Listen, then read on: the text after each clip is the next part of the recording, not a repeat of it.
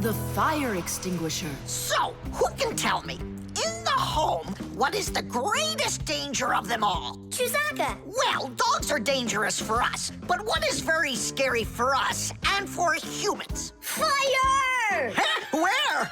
I was just answering what you asked us. Although your joke was awful, Fire, your answer was actually correct.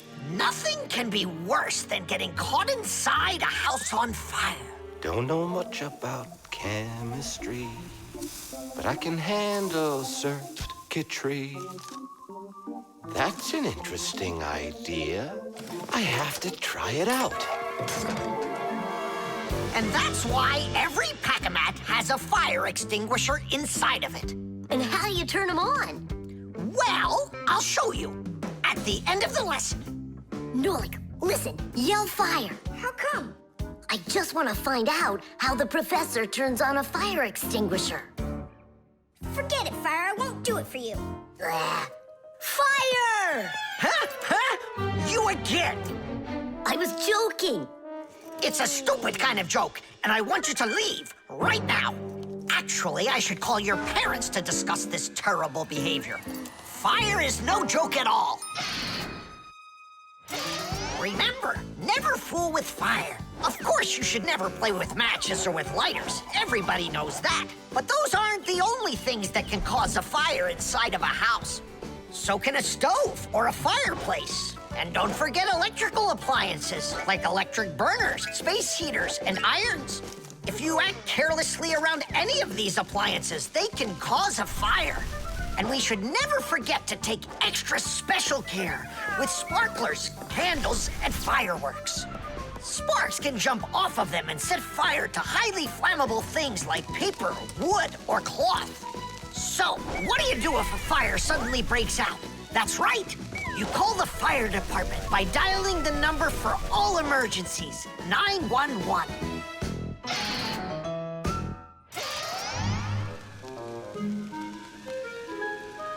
Huh? What's going on? No way. No way! Fire? It's burning for real! Fire! What do I do? Oh, yeah! I need a fire extinguisher!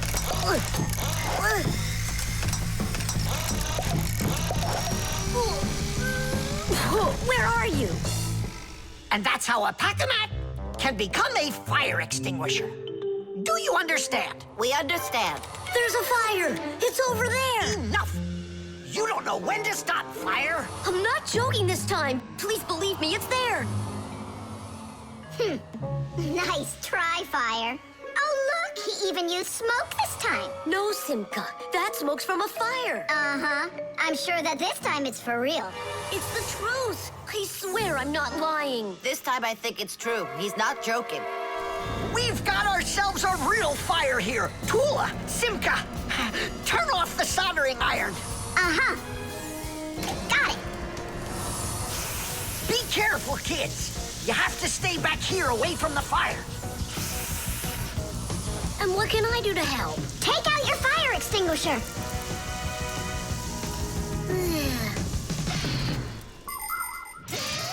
Long ago, people used to put out fires with just water or sand. Today, people also use fire extinguishers. Fire extinguishers are cylinders with hoses. They're usually painted red, so they're easy to see. The cylinder is filled up with a special powder, or foam. If someone needs to put out a fire, they point the hose at the fire, pull out the safety pin, and squeeze the handle. The foam or powder shoots out of the extinguisher and puts out the fire. Our fire extinguishers are just too small for this fire. We have to find Professor Eugenius to put it out. I already did. All right, where's the fire? Ah! Ooh! Hooray! We put out the fire! You Fixies are just the greatest. Thank you, you saved the whole laboratory. Not at all, colleague. If not for you Fixies, I can't even fathom how this could have ended. And what I'm wondering is how the fire got started at all. Fire? I had nothing to do with that. Yeah, sure. Then who was yelling, fire, fire? You know what? Maybe it was you that set the fire. Well, if that's what happened, don't even think about coming back to school without your parents. Colleague, wait. It's all my fault. I didn't turn off the soldering iron. Forgive me. Now we know whose parents the school should be calling. Nolik's cube. Whoop. Tom Thomas, you'll be late for school if you don't stop. School? Don't you worry. What's he breaking this time? This time, nothing. He's solving a Rubik's Cube, Nolik. Whose cube is it? The Rubik's Cube is the most popular puzzle game in the whole world. It was invented by Professor Rubik from Hungary. A cube has 6 sides on it. And on a Rubik's Cube, each of these sides has 9 squares that are all the same color. You start by mixing up the colors. To solve a Rubik's Cube, you have to turn the pieces, and you keep turning and turning them until each side is one solid color again. For instance, red or yellow or light blue. That's nothing. Hey, Tom Thomas, how long have you been messing around with this cube already? It's been 3 whole days of turning. 3 whole days? We could solve that puzzle in 5 minutes, now couldn't we, Simka? Oh, really? Then go right ahead. I'm off to school. Well, you ready to show Tom Thomas who's boss? Just count me out. Hey, I thought you said Rubik's Cubes are easy to solve. I never said anything like that. This problem is all yours, Mr. Bragger. All right, I'll figure it out myself.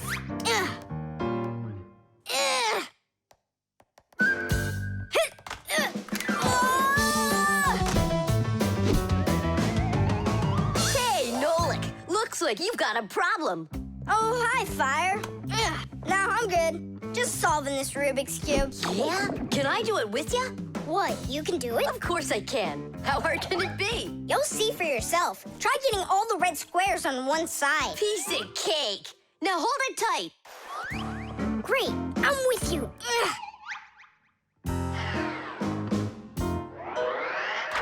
Whoa!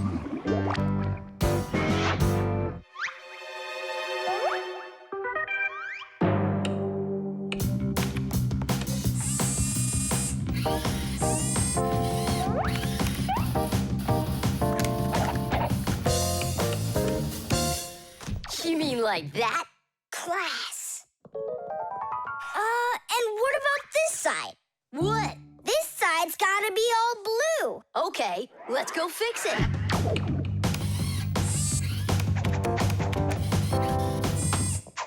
There, like you wanted. Now what happened to the red side? Huh? Simka was telling me that on each side there has to be one color. Oh, like Simka'd be able to do this? Simka can do it all. Well, if Simka can, then I can too.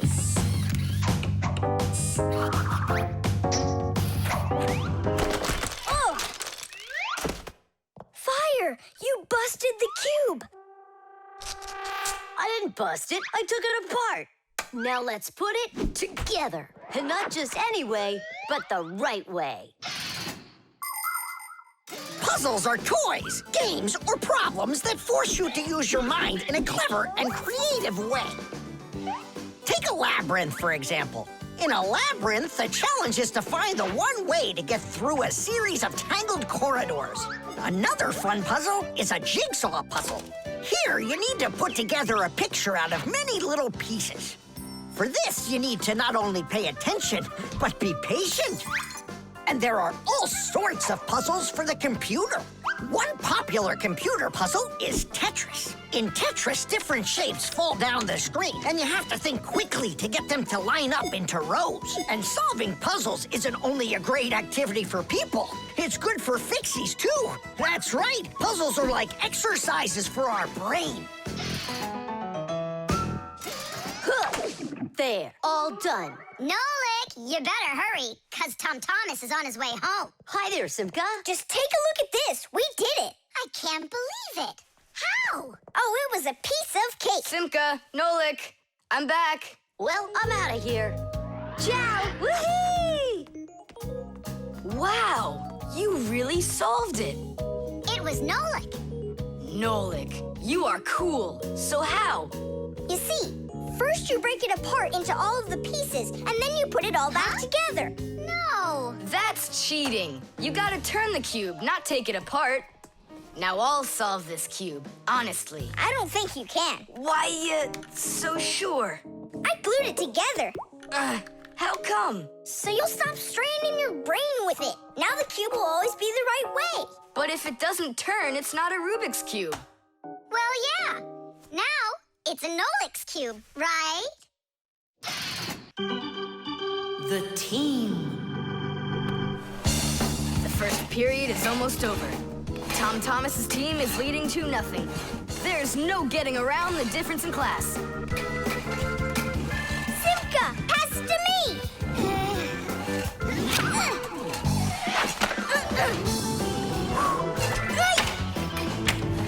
Simka, over here.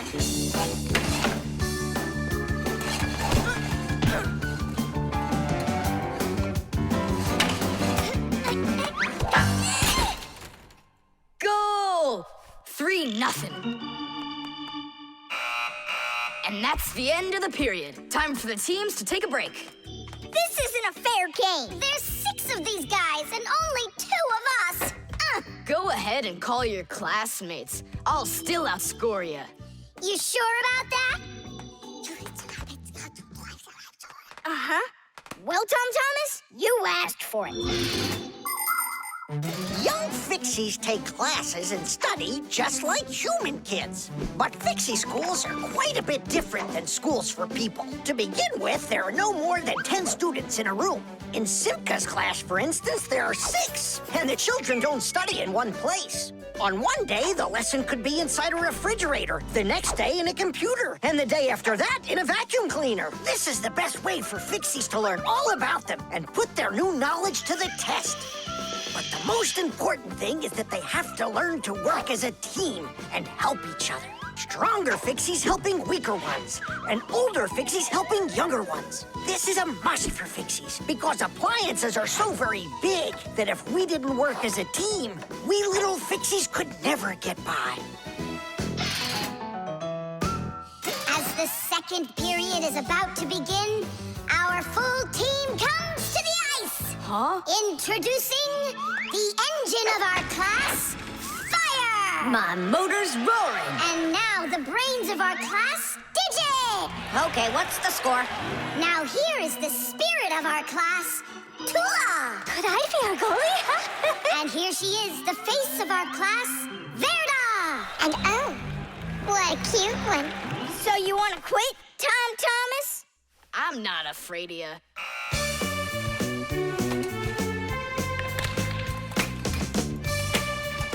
Nolik, pass! Shoot! I'm calculating the angle to use. Oh! Oops! Pass it quick! Quit sleeping! If you're gonna scream at me, I'm not going to play at all. Wow, that's some team you got there.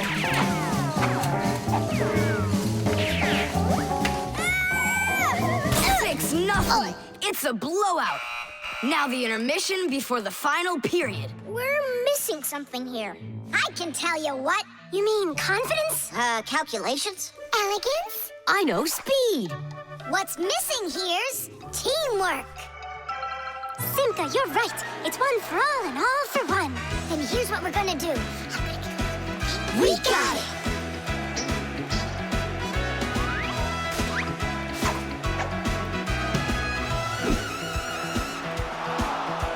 Attack and check, don't lose control. A line change on the fly. The puck is zooming towards the goal to score and break the tie. It's one for all and all for one. Great teamwork is a must. Let's go and show 'em how it's done. This game was made for us. Hockey's our game. Hockey, hockey's our game. Hockey, hockey's our game. Hockey, hockey's our game. Hockey's our game.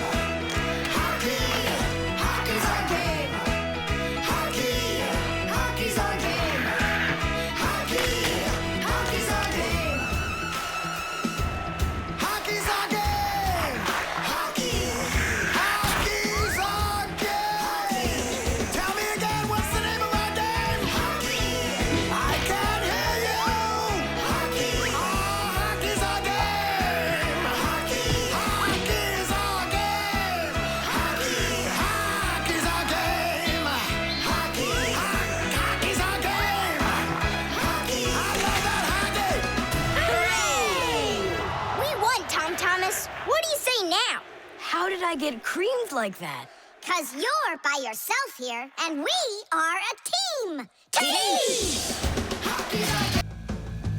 The catapult.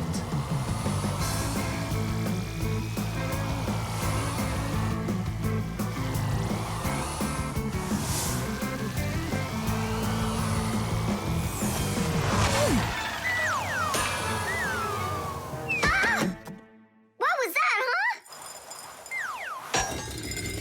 Strange. Tom Thomas isn't here. There's no way these toy soldiers could have shot it themselves. Now that was a good shot. It wasn't real long, and not high either. And off target. It was pretty awful. It was good, but awful. I got it. So what do we do? We need to raise it up a little higher. Hey, Fire, Nolik! Why in the world would you shoot at a Fixie? Fixies, they're supposed to be in school right now. Actually, I'm on my way to school. How about you, Fire? Why aren't you in class? Because there it's totally boring. But here, look at what a cool shooter we found. Ha! What did you call it? You've got no idea what this is. It's called a catapult, guys. A cat with gold eyes? It isn't a cat with gold eyes. It's a catapult, guys. Catapults are ancient propulsion machines. They were used to shoot stones, heavy arrows, or barrels with burning tar. The main part of the catapult is a special piece of rope. It is twisted very, very tightly like a spring. The rope is then wrapped around a big spoon. And then, if you pull the spoon back, put a stone in it, and let it go, the catapult fires a shot. Ooh, and the stone flies far, far away. Uh-huh. All right, so here we go. Ha! Came up short. What do you mean short? What are you aiming at? You'll see. The spoon needs to go further back. Just a little. Guys, you're gonna break the glass. Nolik, now push. All right. Yes, right on target. Now let's fly out into space. Wait, what space? What kind of flying? Who's gonna fly? I'm gonna fly. Right out the window. Right up to the moon. First fixin' onto the world, Nolik. Are you ready for your flight into space? Yes, sir. Nolik, get out of the spoon now. I'll be the first Fixie on the moon. Yeah. Nolik, enough of this. What kind of joke is this? It's not a joke at all. He's gonna fly into space. And how come it's not you? Because he's lighter. Hold on. Humans didn't go straight into space themselves. They sent dogs out there first. Nah, Chusaka's not gonna fit in here. Simka, why don't you go and let us finish? Fine, I will go. But only after Nolik finds himself a helmet.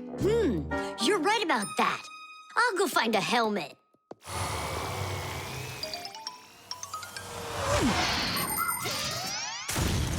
The catapult was invented in ancient times, but people still use them today.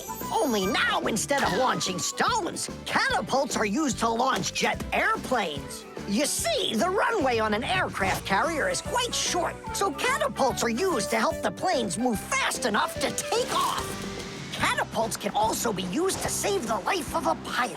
When an airplane has an accident, a catapult activates in the cabin. The pilot is shot into the sky and comes back to the ground with a parachute. A plain old slingshot is also a kind of catapult. It's just a very little one. But be careful with this toy. It can be dangerous to others and to you too. As for us Fixies, the only time that we use catapults is on a peaceful mission. Habus, hurry! Our Nolik's getting shot to the moon with a catapult! What? And if I meet new Fixies up there, what should I say to them? Hi there. And you can ask them to launch you back. So? Let's do it! Fire! Launch it! Stop! Don't! Simka! Nolik! I'm not getting out!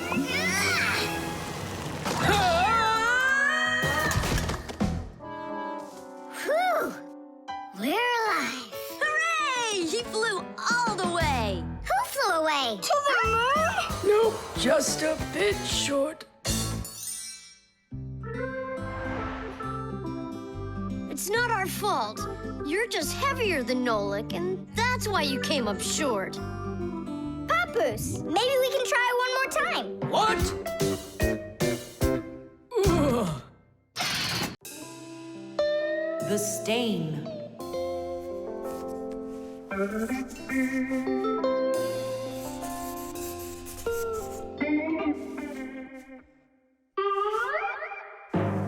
Tom Thomas, what's going on? If you really want to watch TV, then you gotta turn it on first. I'm not watching it, I'm looking at my reflection.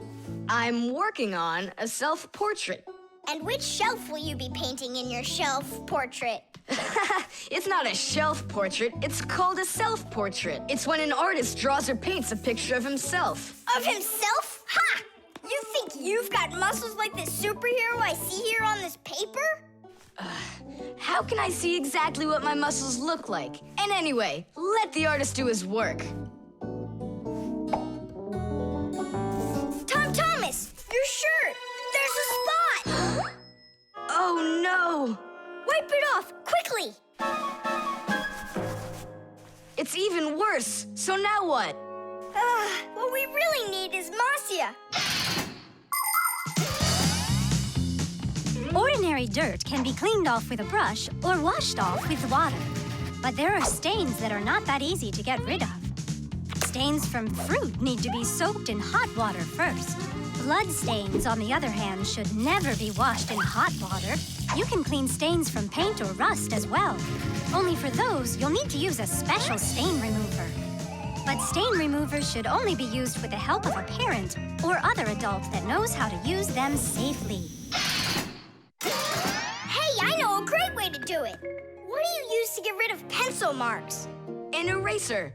Only this shirt isn't paper. And so what? Let's try it. What's the harm? Now I've got 3 colors to get off. New idea. We should paint over it with this correction pen. With whiteout? Yeah! That was a bad idea. Now I got it. You have to use some water.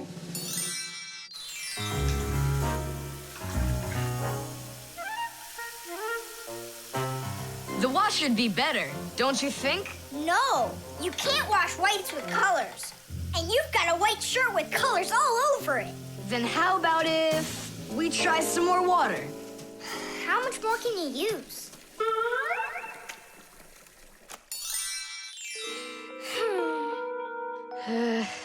Any more ideas? You know what? It's possible we did something wrong. Everything you did was wrong. You should have used a spot remover to clean off that stain. A spot remover? No way! Oh, take a look at it, Simka. I think it's marvelous. They painted that white shirt so nicely. Tula is Simka's best friend. She's very tall, almost as tall as Papoose. Yeah, she's the tallest one in her class. And she's strong, too. Tula loves to laugh, and she does it louder than everybody. That's just the way she is. Cheerful and kind. Ready to help anyone who needs it, and making sure her friends are getting along. Of course, I don't like that she treats me like a baby, especially since she's the one that's a scaredy cat. She can even get scared of a cute little spider. And she believes in all sorts of silly superstitions and horoscopes. Tula will believe anything you tell her, which is really great because it makes it so easy to play tricks on her. But she takes it all in good fun. That's because she's Tula. It was on purpose, wasn't it? Well, yeah. Tom Thomas, no! Your mom will punish you for just one of them. And now you're gonna make more stains? Don't worry, Nolik. I forgot that this is an old shirt, and I'm allowed to get it all dirty if I want. And I tried so hard to clean it. Put another spot there. And over here. One in the middle. And a line over there. Splendid. That looks great. And how about down there?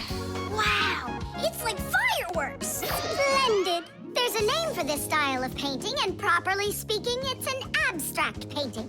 They They have lots of lines and spots, and everyone sees whatever they want in them. Yeah, look! A golden ball by the river! And there's Tom Thomas with an F on his report card. Tom Thomas, what did you do to your room? And your shirt? You know what they call it?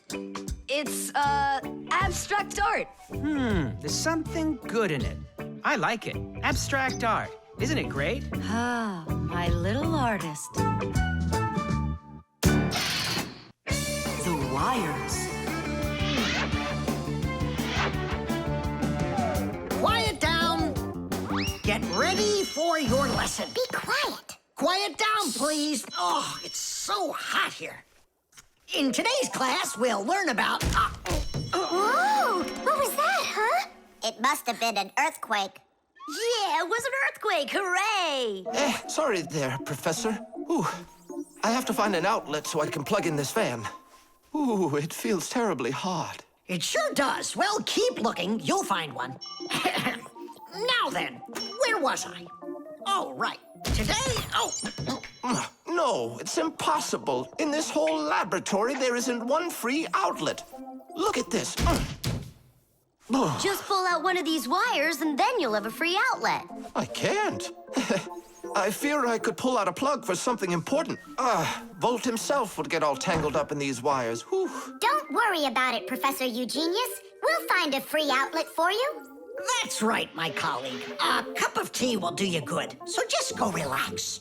Thank you, my colleague. And as always, I'm eternally grateful. Fixies have opened schools for their children in all sorts of different places, like factories, stores, and warehouses. Anywhere where there's lots of machines and appliances and places to hide from humans. And this is where we hold our school, right here inside the laboratory of Professor Eugenius. It's a fantastic place for me to hold class. Every day, new devices, materials, toys, and even food are brought here for examination. And there are lots of scientific devices and tools to study here as well. But most importantly, we never need to hide from the head of the laboratory. Because my colleague, Professor Eugenius, is someone I'm proud to call a friend. He loves Fixies, helps us anytime we need, and will never let our secret out. What should we do first? We have to start out with pulling apart these wires. That'll take a second. Over here! No, here. Nolik, come help! Let's do this. Come on, come on, come on, come on, come on. Just one more time. Stop it! I can't get out! Loosen the wires! We need to pull out this one! Stop this nonsense, will ya?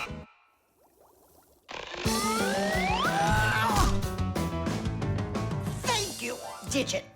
Tiddish. Well, the way I see it, in order to get the knot out that's over here, we need to expand the loop that's over there. And then push that wire through it. And then do it again from the other end. That's it. Very good, girls. Hey! Now pull it hard. Perfect.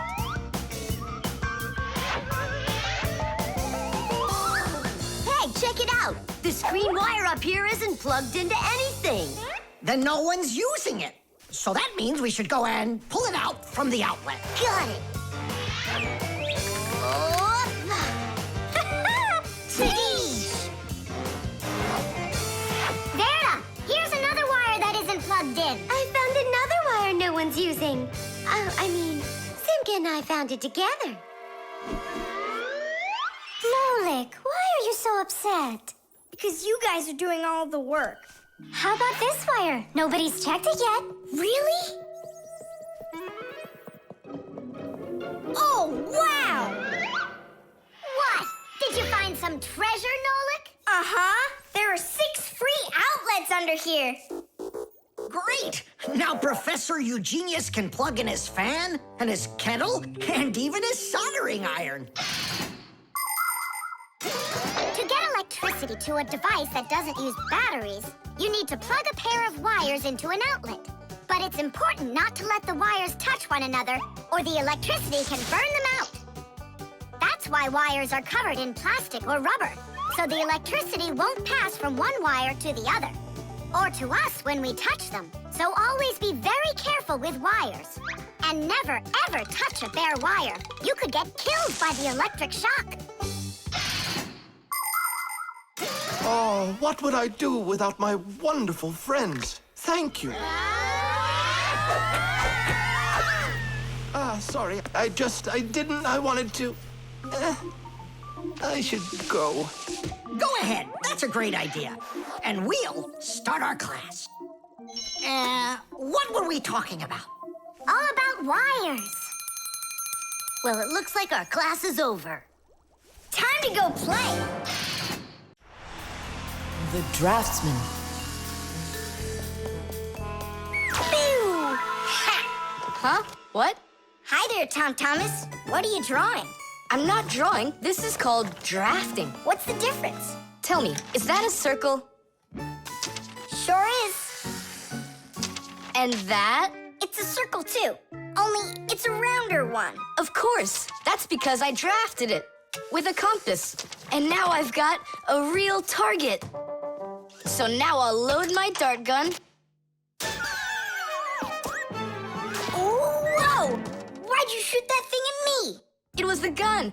I didn't even pull the trigger. What? Did it break? Let's open it up and see. There! This little part broke. Let me go find Papoose. He can help you. He can make another one. A brand new one. Wait, I can draft a technical drawing. Will Papoose understand how to read one of those? Are you kidding? Papoose is an expert at everything.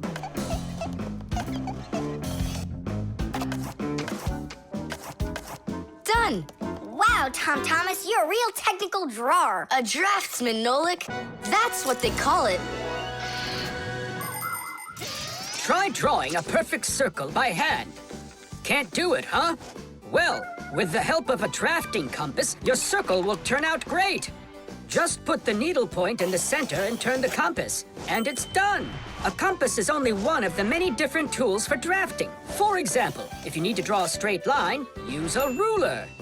And if you need to draft a frame for your picture, you can use a triangle. First draft one side, and then the other.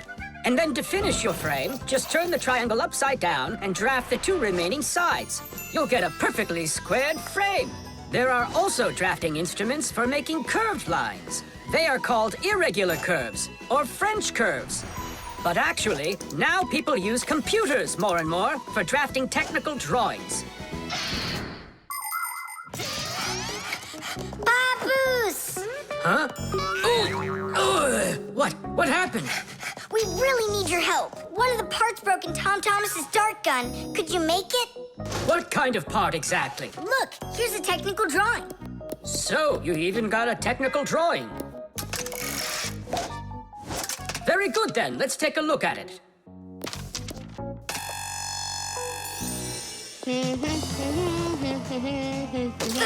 Here you go. Super! Let's see.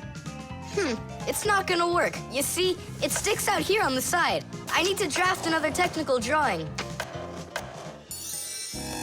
Papoose! Huh? Nolik, you scared me again. Forgive me, but the part has to stick out over on this side. And you're sure that's all? That's all, for real. Tom Thomas, it's done. Listen, while you were gone, I realized that the part needs to have a hole right here.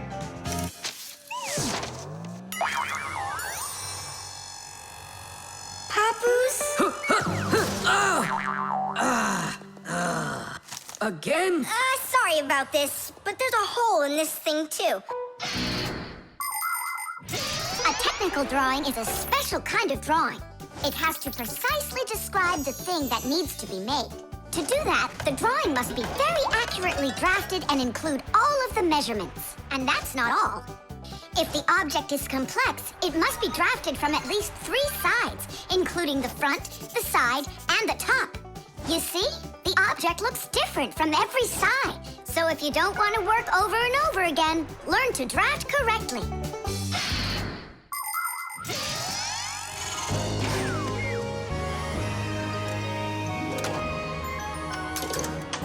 Kaboom. It works. Bullseye! And all thanks to our technical drawings. Yeah, after 3 tries, right? Some draftsman you are. Now I can draft all sorts of technical drawings. Even one of you if you'd like.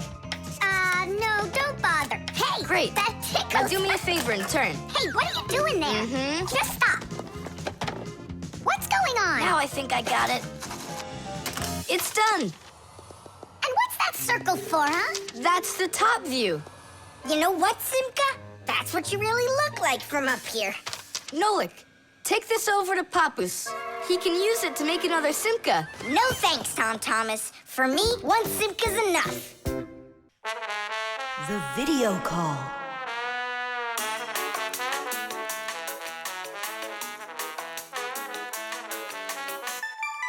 Turn on the camera right away. It's me, Simka.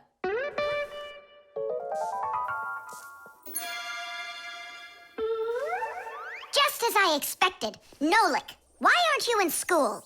School? It started? No, but you'll be late if you don't hurry. I'm on my way. Simka, is that really your Fixie school? Well, actually, it's the laboratory where Professor Eugenius works at. He lets us have our school here. Who's that, Simka? Look. Is that the professor? Where? Oh, come on, Tom Thomas. That's the manipulator. Who? Not who, what? It's a mechanical arm. For real? Oh, please show me some of the other things you've got. But how can I show you? Come on, with the camera. Computers and tablets are able to connect with one another through the internet. That's why you can talk to another person on your computer like you're talking on the phone. And if the computer has a video camera, then it's possible to send not only sound through the internet, but video as well. That's why it's called a video call. With video calls, it's possible to talk to your friends, to see them, and to show them all the things you can see yourself. All right, take a look. Over here we have chemistry equipment. And over here... Hey, Tom Thomas. It's good to see you. Wow, you flew there so fast. Nolik, get out of the way. You're blocking the view of the lab. I am not blocking the view. Stop it! Go away! You go away. Tom Thomas, what are you watching? Is it time to turn into screws? Too late. He already spotted us. It's just a cartoon about these funny little guys. Can I watch with you? Nah, it's boring, Dad, and I've already seen it. Next, that blue guy, he starts jumping. Watch. Now what? I say run. Start jumping. Make it cartoony. Now that redheaded character will sing. Watch. La la la la la la la la la la. Then she starts dancing. La la la la la la la la. These guys really are funny. And here are the super fast moves. That was funny. I gotta get going. That's all. You can rest. My dad went out.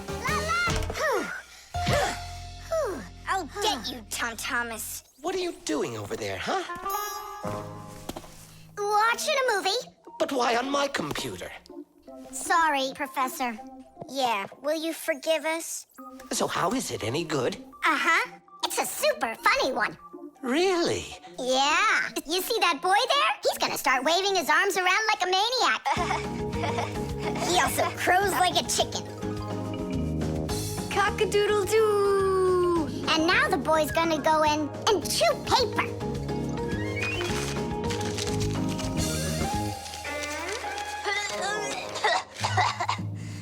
I can't do this all at once. A movie. That That's what we're watching here, right?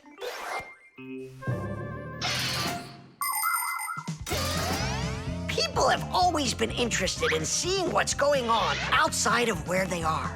And with the invention of video transmission, it's now possible to see what's going on almost anywhere. Now, without leaving your home, you can see what's happening on another street or even in some far corner of the world. With the help of video calls, doctors can help their colleagues perform complicated surgeries. Teachers can give lessons by video, and scientists can take part in video conferences. With video, you can watch a live theater performance in another country. And even in outer space, an astronaut can feel right at home just chatting away with friends and family. And it's not just for astronauts either. Now almost every tablet and phone here on Earth has video in it. Introducing Tom Thomas. Nice to meet you there, son. And I'm Professor Eugenius, so I guess you're also a friend of the Fixies. Yeah, only it's a secret. My friend, that's a secret the two of us share. And you know, keeping secrets is what friends do. The baby monitor.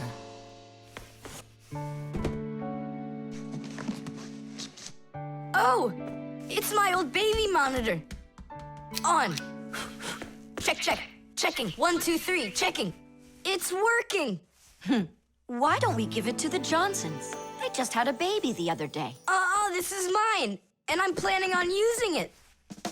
Aren't you a little too big for it? No, I'm not big at all. Well, I didn't realize that you're still a little boy. And a greedy one at that. They're never gonna notice this. Hey, Fixies, are you here? We're here now. Why did you call us?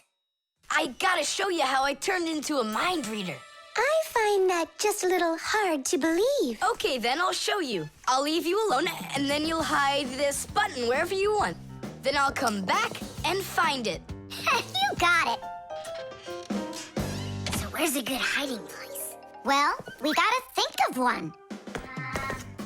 Right here, under the keyboard. Great! Go on, Nolik. Come on in. We're ready for you. And now, I'm going to read your thoughts. Here I go.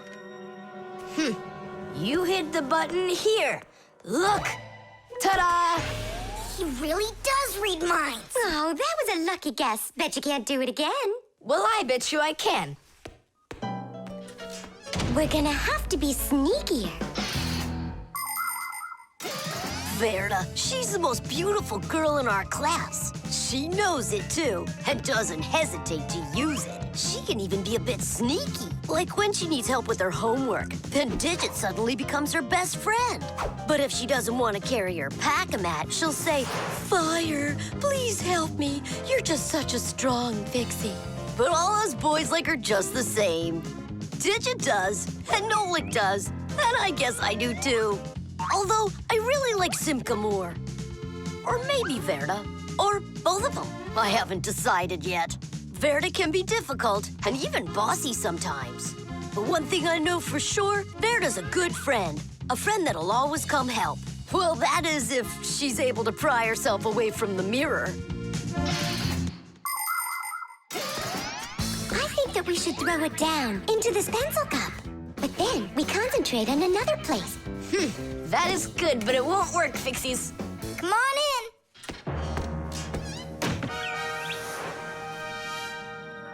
Uh-huh. Aha! It's in here. Tadish? Simka, were you thinking about the cup? No, I swear. And my mind was blank. Then who did, huh? Uh-huh. Tom Thomas, what do you say we go again? As many times as you want. I know how he's been doing all of this. It's a baby monitor. That's how we can hear what we're saying. I don't get it. A baby monitor helps parents watch over their babies. The system has 2 units that look like wireless telephones. The parents keep one of the units by their side and put the other one in the room where the baby is sleeping. If the baby suddenly wakes up and starts crying, the unit in the baby's room will pick up the sound and send it by radio waves to the parents' unit. Mom or Dad will hear the crying and go and comfort their child. And so he's listening to us now. This time I know what we should do. We'll hide it under the globe. Ooh. Go on. Uh-huh. Aha! Huh? Where is it? If you read our minds, you'd find your button under the baby monitor. You tricked me. That's really not nice. And spying on us is nice, you think? I'm sorry, I just thought it'd be fun. Well, anyhow, Tom Thomas, you're too old for this thing. Unless, of course, you still need it. I'm not a baby. I was just, checking it. I'll go and give it to Mom. Mom, I'm not greedy. About what? Let's give this monitor to the Johnsons, and this car is for their baby boy. I don't think that baby's big enough yet for your car. So what? Soon he's gonna get bigger and become a big boy, right? Like me. The chain reaction. Tom Thomas, what you doing? Nolik, leave me alone. No, really. What is that? Quit distracting me, will you? Nolik, look at what you've done. It's all because you wouldn't quit it. Wouldn't quit what? I was struggling with that thing for half an hour and you ruined it. Ugh.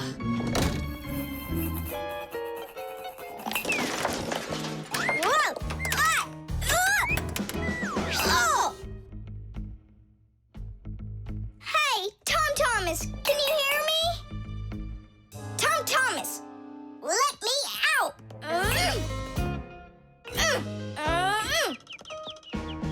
Nolik, is that you banging?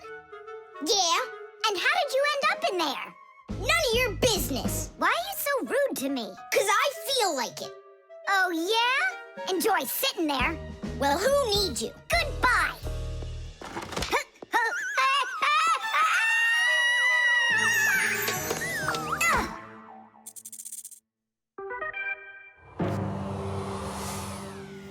Oh, Simka, what happened to you? Did you bang yourself? And so what? Does it hurt? Leave me alone, Tula. You always have to be fussing over everybody. Come on, why are you so angry, huh? Nolik was rude to me. That means you have to be rude to me? Forgive me, Tula. And where's Nolik right now? There. Let's go see him. Nolik, it's Tula. Are you all right? I'm fine. Why were you so rude with your sister? 'Cause Tom Thomas was rude with me. I get it. It's a chain reaction. A what? Setting a log on fire isn't easy. But it's easy to light a match. Use the match to light kindling, the kindling to light a twig, and the twig to light the log. Have you ever seen a fire grow? It's an example of a typical chain reaction. So be extra careful with fire, because just one match or little piece of smoldering coal can lead to a huge disaster. Yes, they can make a whole forest burst into flame and burn down to the ground. And all because of a simple chain reaction. I don't get you. What chain reaction? What do you mean, Nolik? Tom Thomas was rude to you, then you were rude to Simka, then Simka was rude with me.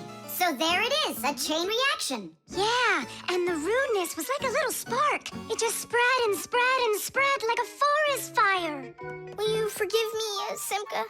Yeah, all right. I've got an idea. Why don't we try starting our very own chain reaction the other way around? What do you mean? Well, instead of spreading angry and rude feelings, we could spread happiness. But how?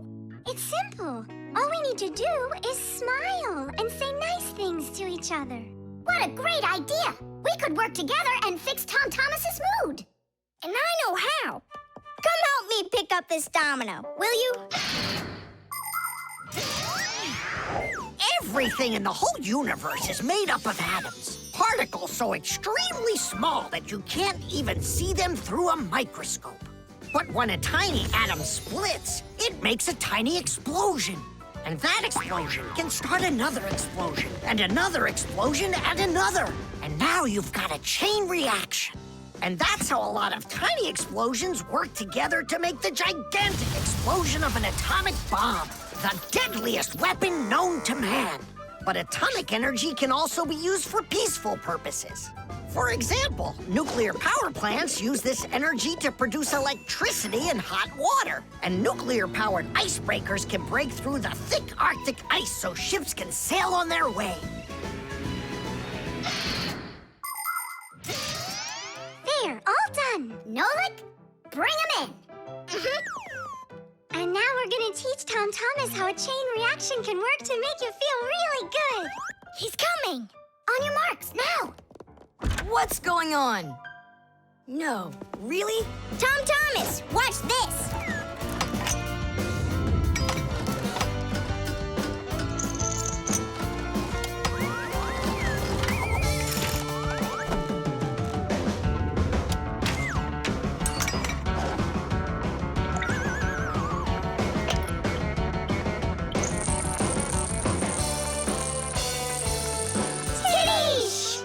That was so totally awesome! I can't believe what I saw.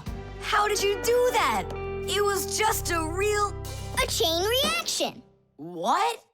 A chain reaction. The drum.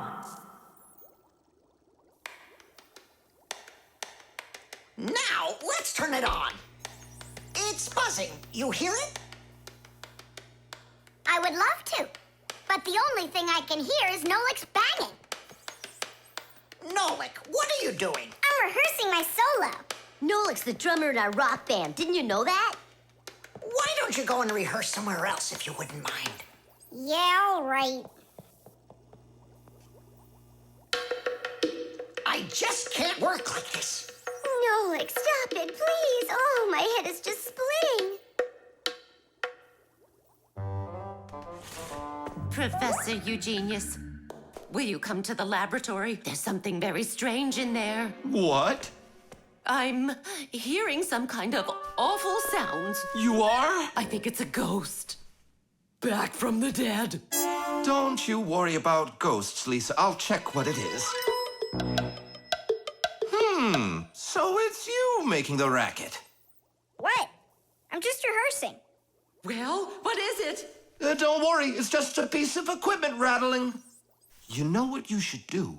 You should go and practice back at home, my young friend. It's not very hard to make a drum. One way to make it is to take an empty barrel and replace its bottom with a skin made of leather or plastic. If the skin is stretched tightly, the sound can get very bright and loud. Really big drums are usually played with percussion mallets or beaters, while smaller drums can be played with sticks or with bare hands. Instruments that make sounds by being shaken, scraped, or beaten are all called percussion instruments. There are lots of different percussion instruments, like the small hand drums that are called bongos, big shakers with handles called maracas, cymbals made out of metal. Now those really make a lot of noise. And there's tambourines, ratchets, and even spoons. That's right! People can make music using spoons as a percussion instrument.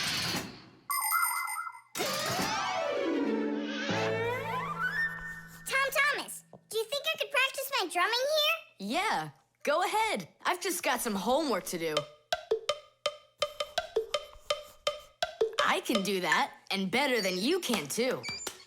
And what if I play like this, huh?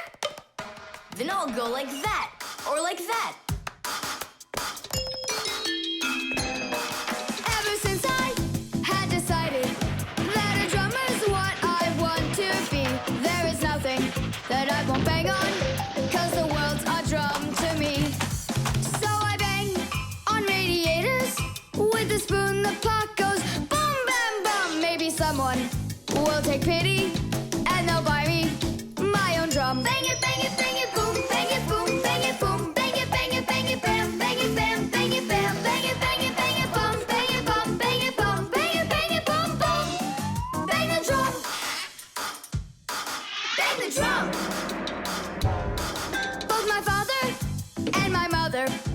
Wish I play a violin instead. I don't want to. I'm a drummer, but I can drum that in their heads. So I bang on radiators. With a spoon, the puck goes boom, bam, bum. Maybe someday they will get it, and they'll buy me my own drum. Bang it, bang it, bang it, boom, bang it, boom, bang it, boom, bang it, bang it, bang it, bam, bang it, bam, bang it, bam, bang it, bang it, bang it, bum, bang it, bum, bang it, bum, bang it, bum, bum. Bang the drum, bang it, boom, bang it, boom, bang it, boom, bang it, bang it, bang it, bam, bang it, bam, bang it, bam, bang it, bang it, bang it, bum, bang it, bum, bang it, bum, bang it, bang it, bum, bum. Bang the drum. Tom Thomas, let's take a break. But I'm not done. Keep going, Nolik. This is fun. Maybe it's fun for you. Bang the drum. Stop, that's it. No, Bang the drum. And now, let's turn it off. Can you hear that? It stopped buzzing. It did. Hey, everybody, it's Nolik. Yo, what's up? So, our noisy ghost is back. I thought you were practicing at home now. Tom Thomas is drumming there. I had to run away. Well, our excursion is over. And now I would just be so happy to listen to your rock group. Hooray! Bang the drum! Bang the drum! Come on, not so loud! Bang the drum! Did you say something? Bang the drum! I beg you, not that loud, please! Batteries. Oh, my little lemon, just you wait. One day you'll be a strong and splendid tree. She's talking with a flower pot. Oh, you scared me. Do you like it? Like what? My seedling, don't you see? It will grow into a huge tree. And there, amongst the green leaves, will be beautiful yellow lemons. Class! From that thing? Lemons? Oh, yeah. It'll grow into a tree. All it needs for that is to gather energy. Get energy from where? From our sun. The sun? It'll be so slow. Oh, batteries would be faster than the sun. Batteries? I really don't think so. Tula, do you know how much energy they have? Let's just bury a bunch of those batteries in here, and you'll be watching your lemon plant shoot up into a tree. Are you positive? Absolutely. And where can we get the batteries? Over there. Professor Eugenius has a whole box full of them.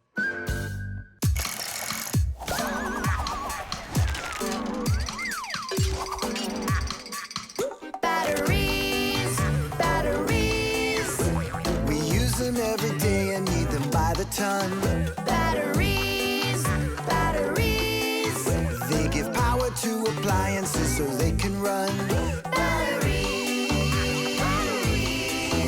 batteries, batteries, batteries, batteries, batteries. That does it. We'll be seeing the first lemons before the week's over. The first battery in the world was made in Italy more than 200 years ago. When two different kinds of metal were placed in salty water, electricity started flowing through a wire from one piece of metal to the other. Many years have passed since then, but batteries still work in pretty much the same way. Today, you can find batteries being used for electricity just about everywhere. Tiny batteries are used inside of wristwatches, while big batteries can power cars and even ships. With new batteries being produced by the millions, we have to think, how should we get rid of the old ones? You can't just throw away batteries because they'll poison our soil and water. The best way to dispose of batteries is to take them to a special collection station that sends them to factories for recycling.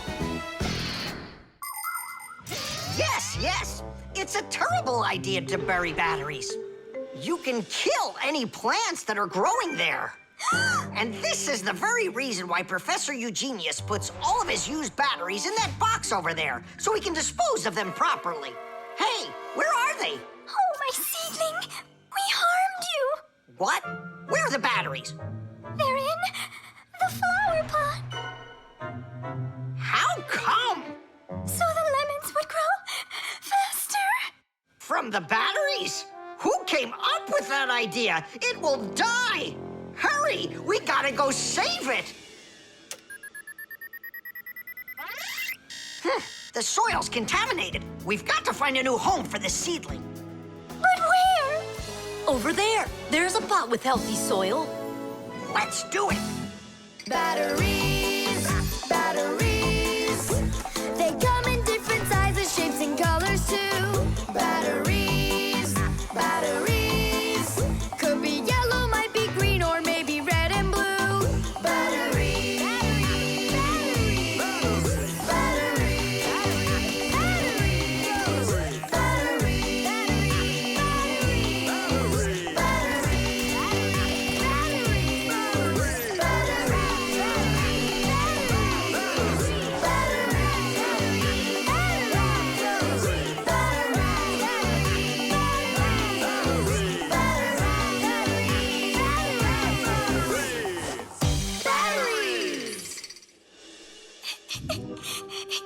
Don't cry, Tula. The seedling will be perfectly fine. It will grow big and strong with branches full of beautiful lemons and oranges. And watermelons. It's a lemon tree fire. Will you ever stop going too far, like with the batteries? Well, anyhow, batteries are cool, right? Look how many appliances can't work without them. You're right. Appliances can't work. Look, the seedling's coming back to life. It really is. Tula, tell us, isn't it splendid? Splendid. The crowbar. Everything's fine here, too. I wish something would break for a change. It's already been a week and nothing's broken in here. Stop worrying. Everything breaks at some point. Well, nothing seems to ever break inside of this house. That's because we take such good care of it. No, Marcia, it's boring with no real work to do. We should move somewhere else. When Fixies graduate from school, they must choose the place where they want to work. Some will work at factories, and some on ships, and some in theaters, and some in hospitals, too. Fixies are needed everywhere. Now, Fixie families with children like to choose places that are a bit quieter. Usually, they'll settle inside of people's houses. It's not too noisy there, like in a factory, but there's still plenty of work to do. They need to check on appliances like computers, vacuum cleaners, telephones, irons, and washing machines. And Fixies always try their best. They just love being busy with work. And so if there's nothing broken in the house, Fixie families will move to a new place where there's much more work to be done. Nolik, did you hear that? I don't want to move anywhere.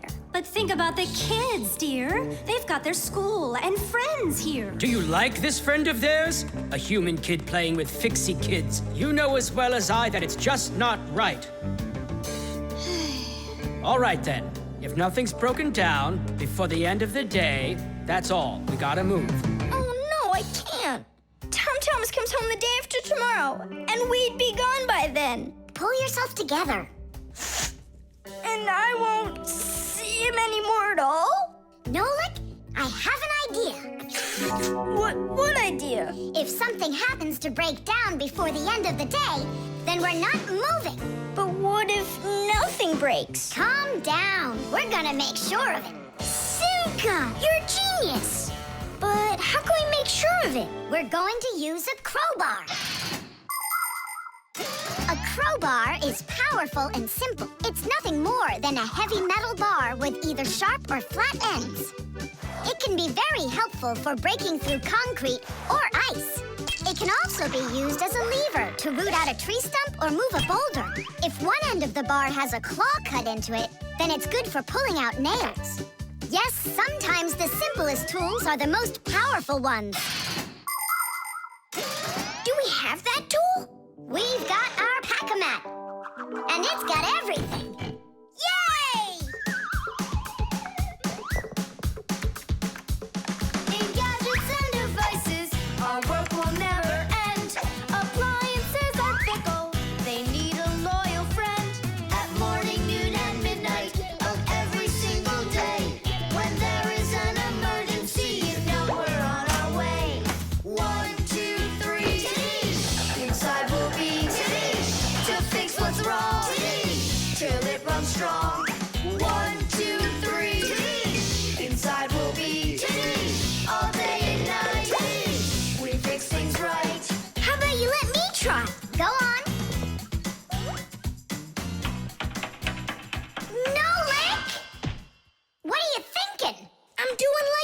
doing. No, you're not. Now I'm confused.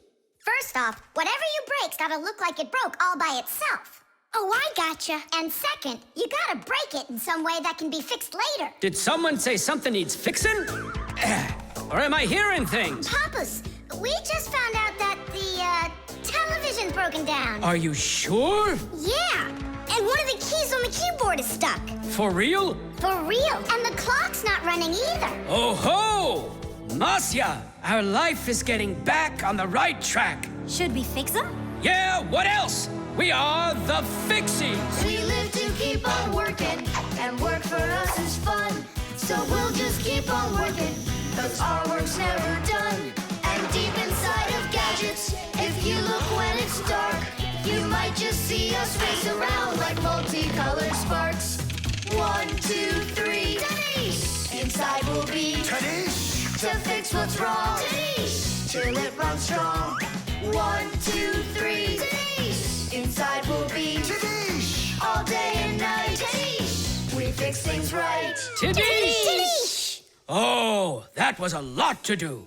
You'd almost think that somebody broke it on purpose. Well, we didn't do it. It broke by itself. Yeah, this apartment still needs a lot of work. We shouldn't move anywhere. I like it here. So do I. It's the best. See, we don't need to go anywhere. Friction.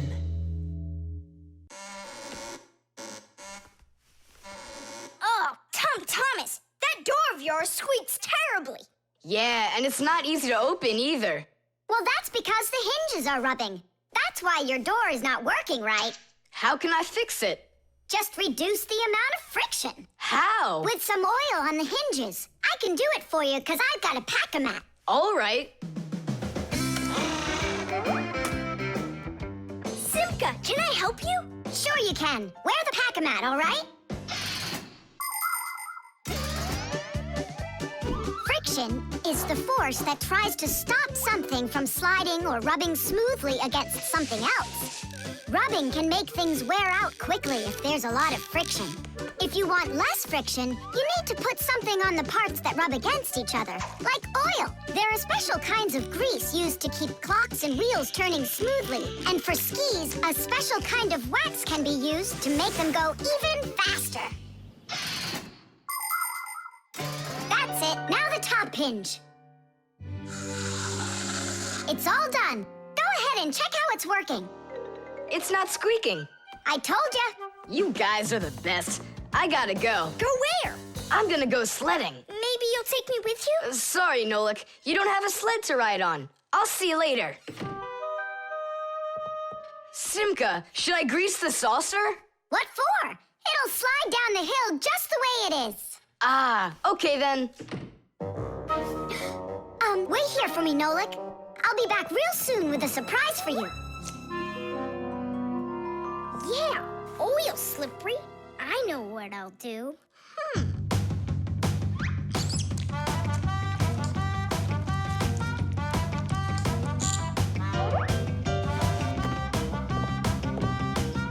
Wow! Talk about no friction!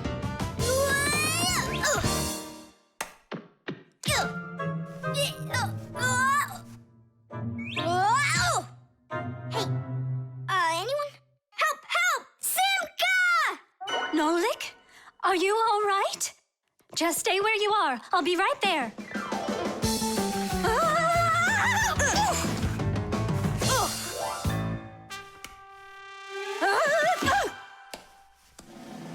Papoose! Help us, please! Who called for me? Help is on the way! Hey, what are you up to? Grandpus, stay away from here! You'll fall over! Huh? What did you say? Stay where you are!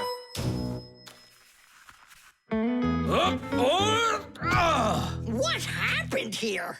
I poured some oil on the table Why'd you do that? to reduce friction. That's brilliant. Nobody move. I know exactly what to do.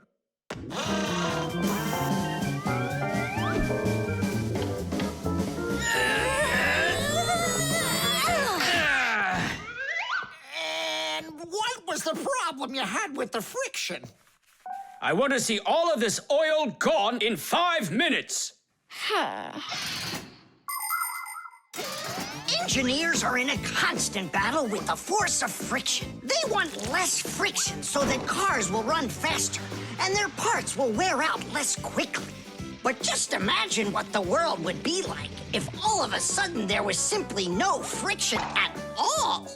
Everything would start slipping out of our hands and falling off the table. Knots would untie themselves, and that's not the half of it. Cars wouldn't be able to run without friction either.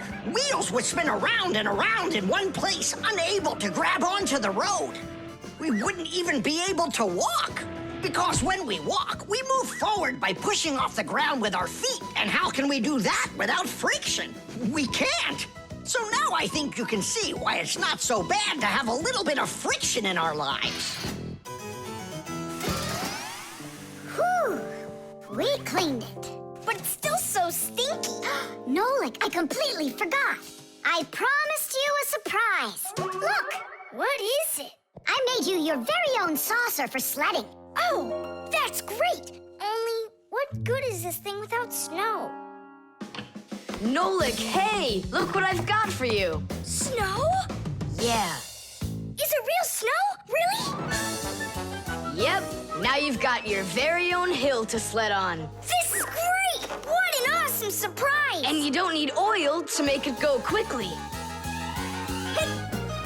Yeehaw! The elevator.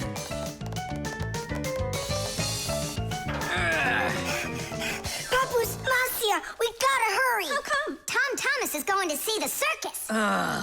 And what? We want to go with them, can we? The answer's no. Just you kids without supervision. Who said no supervision? His parents are taking him there. We'll be careful, don't worry. They won't even notice us. Well, if Tom Thomas's parents will be there. Hooray! We can go! Wait a second. I didn't even say yes yet. Yeah. Simka, Nolik, where are you? We gotta hurry up. Tom Thomas, it's time to go. I'll be right there. We're ready. Climb into my hood. Ha! I know who's going to the circus today. Whoa! Huh? What just happened? I think that the elevator broke down. Don't you worry. Emergency operator. We got stuck in the elevator. Understood. Please wait. We'll have the elevator fixed within the hour. That long? That means we won't get to the circus on time. Tom Thomas, we'll go get Grandpus and Marcia. I'm sure they can fix it. People need elevators to help them get to the upper floors of tall buildings. When someone steps into an elevator and presses a button, the elevator's electrical engine starts up. It pulls the cable that is attached to the elevator cabin, and the elevator goes to the desired floor. The cable hangs over a wheel, and it usually has a heavy counterbalancing weight attached to the other end of it. This counterweight balances the elevator and helps the electric motor do its job.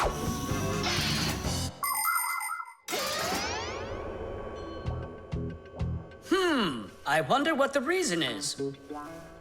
I think I see something over there that got stuck. Looks like you found the reason. We gotta go and fix it now, or we'll never get to the circus on time. You know, we can just have it right here. Ladies and gentlemen, presenting the Fixie Spectacular. And now your attention, please, on the high wire.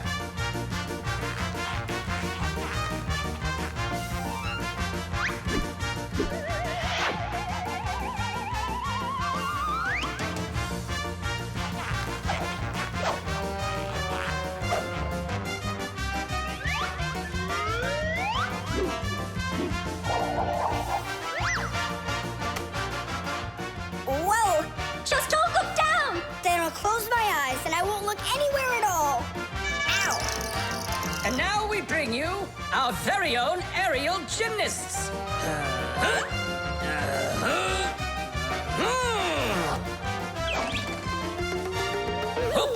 hoopa.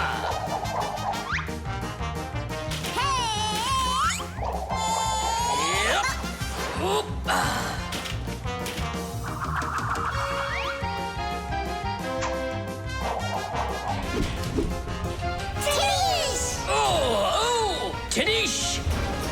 Our next act, feats of strength. It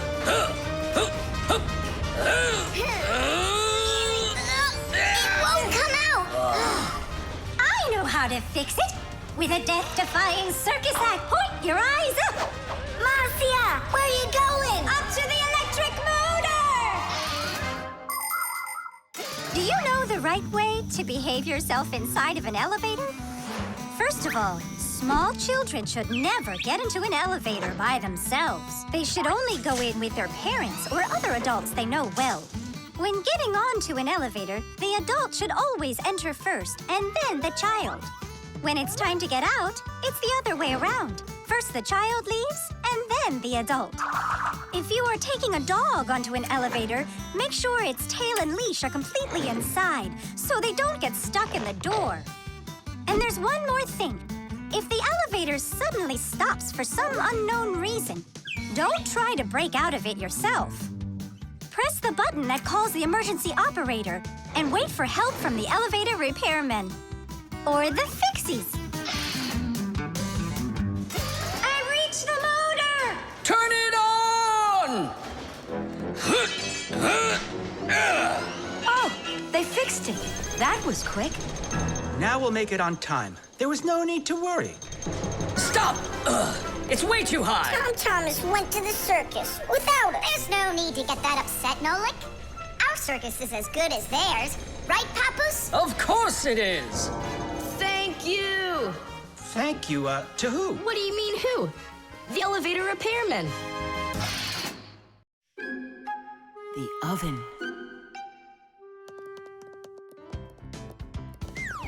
Now here he is, our death-defying acrobat. Nolik, don't! I'm not Nolik, I'm an acrobat. You're going to fall. I'm not going to. I see. Every single time with him, it's the same old story. He gets himself into trouble, and I've got to get him out of it. No, I'm falling. Whoa! Hold on! I'm just joking. Nolik, you're a knucklehead. Simka, Tula! We're down here! Look who's in trouble this time, huh? This isn't funny at all. Need some help? We can manage this ourselves. Right, Tula? Well, all right then. See you later. We gotta get out of here. Tom Thomas's mom is coming! Hide!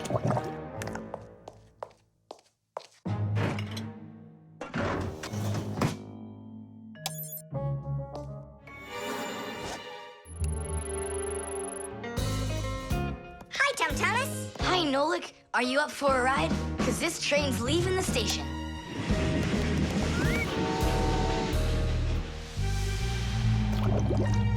Nice place. It's the oven. It's beautiful in here and not hot at all. Splendid. It isn't hot right now because it only started warming up. An oven is a cabinet with a heater. It can get so hot inside that it'll roast whatever's in there. As a matter of fact, that's what ovens are for.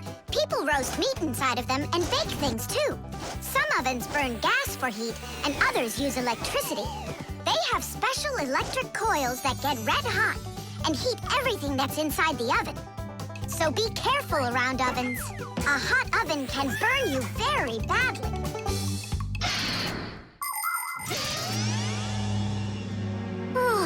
It really is getting so hot. We gotta get out of this oven right away!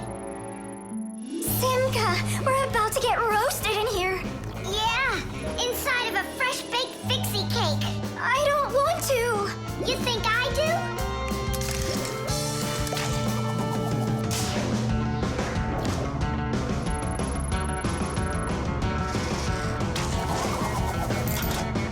Here, grab on tight. This way.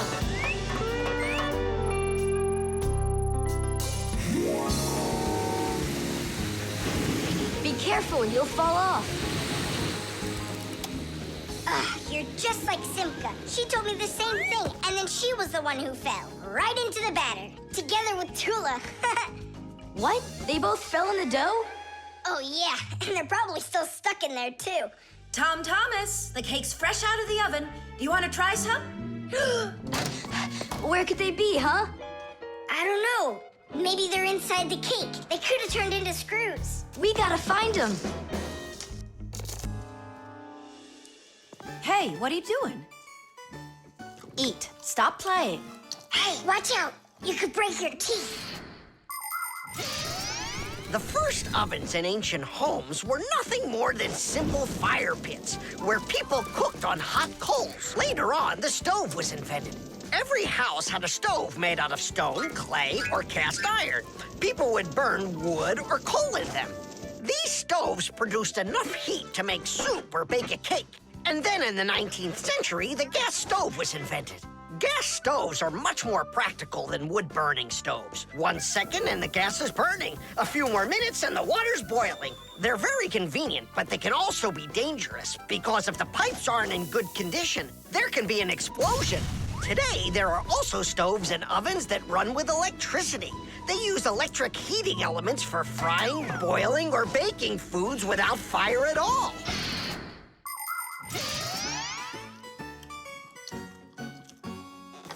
Tom Thomas, I think you'll explode.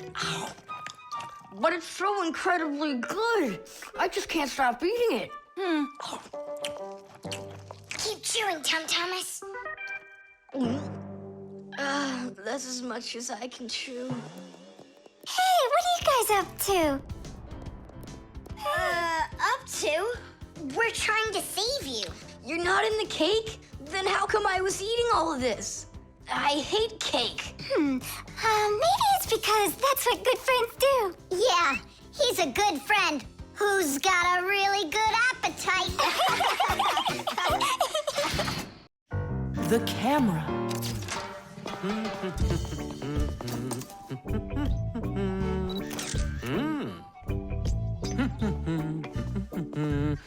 Stop right there and let me see how pretty you look today. Well, just don't tell that to the elevator. Bye-bye. Check it out, Nolik. Class, huh? You're not gonna get in trouble for doing that? No. My dad gave me permission to take a few pictures with this camera. No, I mean the picture. You're sure that your mom and dad will like that you took it without asking for permission? But look, what a good picture. You know what, Tom Thomas? You're like a regular paparazzi or something. Paparazzi? They're the ones that take one photo and get millions, aren't they? You're right. And don't care about anyone except their photo paparazzis. Did you ever wonder how a photo camera works? Let's say you want to take a picture of nature. The light that's outside goes into the camera's lens. That's the glass eye on the front of the camera. The lens takes the light from the scene outside the camera and turns it into a tiny picture that's inside the camera. Then the picture is recorded onto a special electronic sensor called a matrix that's sensitive to light. Click, and there's your photo. What a great idea. Now I know.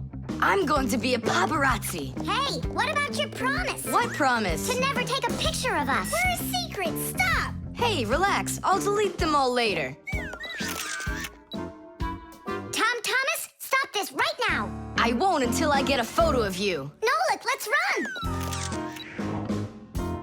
You can't run from me.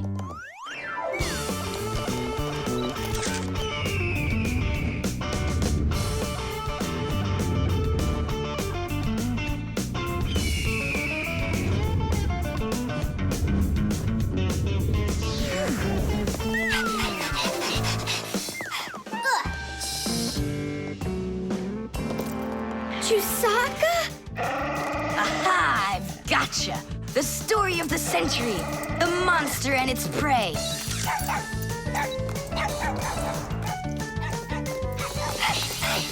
Tom Thomas! Help! No, he won't help, because he's a paparazzi.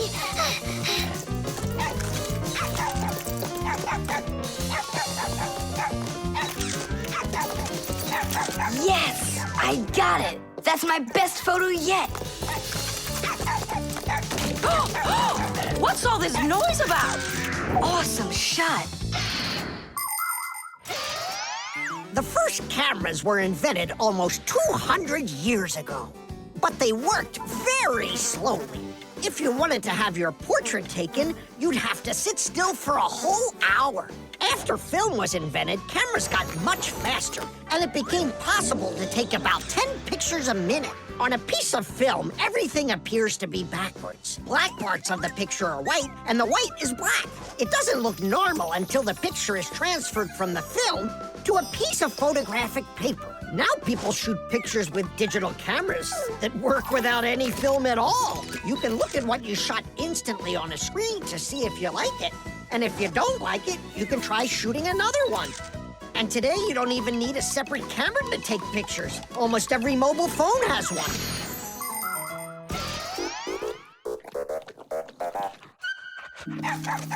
Simka and Nolik, are you in there? Hey, come out. I'll stop shooting photos of you. Aren't we friends? I'm sorry, guys. Well, your friends were almost eaten alive by a dog. Please forgive me. Want to look at the photos I took? Sure, go on, show us what you got. We're not in that shot. We're not there either. Huh, well done there, paparazzi. Hang on a sec. I still got another one, and you're in it. I know for sure. Look. I'm zooming in. It's impossible. I don't believe it. It's possible. But when did you have time to turn into screws? The same time you were pushing the button. When we're scared, we can change faster than the blink of an eye. You lost. Paparazzi. And what are you gonna do with your millions, Mr. Paparazzi? Would you please stop calling me that? You got it, after every one of those photos is thrown away. All right, I'll delete them. And do I have to delete this one too? No, keep it. It's a great shot. I never even saw you take it. The talking doll. Well then, now you know what you need to do to fix it. Professor! Professor! Our lesson is over. I'm sorry to be a bother. No problem, Professor Eugenius. Our lesson's over. I've got an urgent matter. You see? You've got yourself a talking doll. Yes, only she speaks Japanese.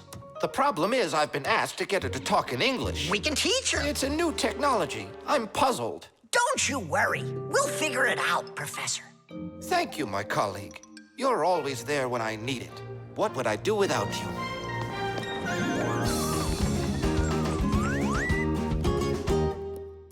Professor, can you tell us how toys talk? Not now, children. We'll learn about the doll tomorrow. Now it's time to go home.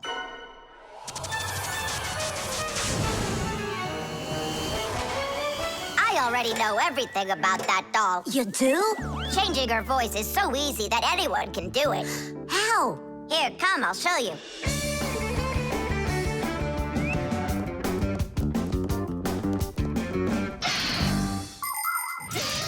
Early talking dolls used to work with a noisemaker inside.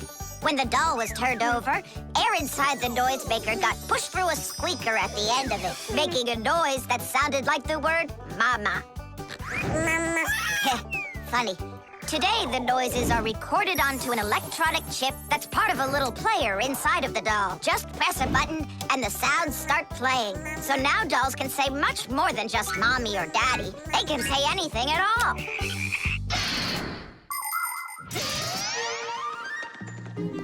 Well, here's the chip. This is where the recording of the doll's voice is. That's awesome. Can you re-record the voice on there? Well, yeah. Okay, I gotta go. See ya. Wait, Nolik, I thought of a really funny joke to pull. What if we slapped them and then we told and it was a name? Well, now, as I promised yesterday, I'm going to tell you all about talking dolls. Some start talking when you rock them, while others react to noise. And for this little lady, you need to press a button to get her to talk. Who wants to? Dula. Me? Well, okay. I can do it. Go ahead. And you'll hear her say, "Hi there, Mama." But in Japanese for now.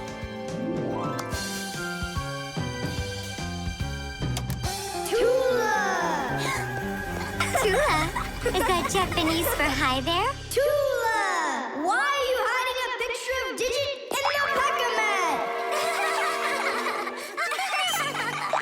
How could she ever know that? Maybe you're in love? That doll is alive! They call that joking. I just thought of a better joke that we can play. Yeah. What? Tula, don't cry. She's not alive. She is alive. I'll tell you who did this horrible thing. It was Fire and Nolik. It's true, but now the joke will be on them. How? It's easy. All we gotta do is go.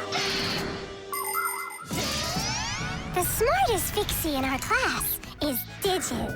Sometimes I think that he knows everything about everything. Professor Grandpus has a lot of respect for him. Digit's always in thought whenever you see him, and he doesn't like when anyone distracts him. He just has no time for fooling around with the other boys. Digit prefers to solve problems using his brains and not his muscles. That's why he can have a tough time in gym class. But he's so sweet that it makes you want to help him.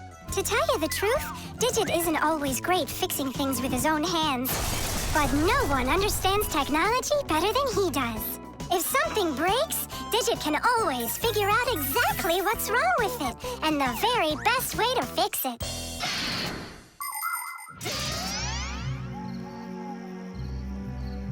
We're gonna make it even funnier this time. You came back? What? You troublemakers. Now I'll show you what happens to bad boys who hurt girls' feelings. Oh, you got scared. Who's crying now, huh? They probably thought that the doll came to life. You know what, Digit? I just started thinking that it might be better if she were alive. You know, Tula, you sure are hard to please.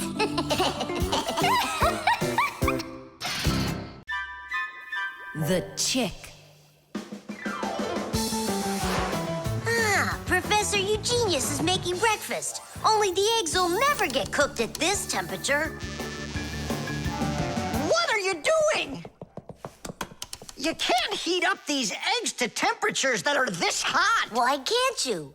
The chicks, you'll kill them. What chicks? Where? This appliance, do you even know what it is? I thought it was an egg cooker. You thought it was an egg cooker?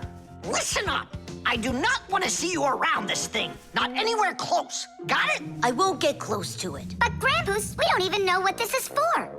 It's called an incubator.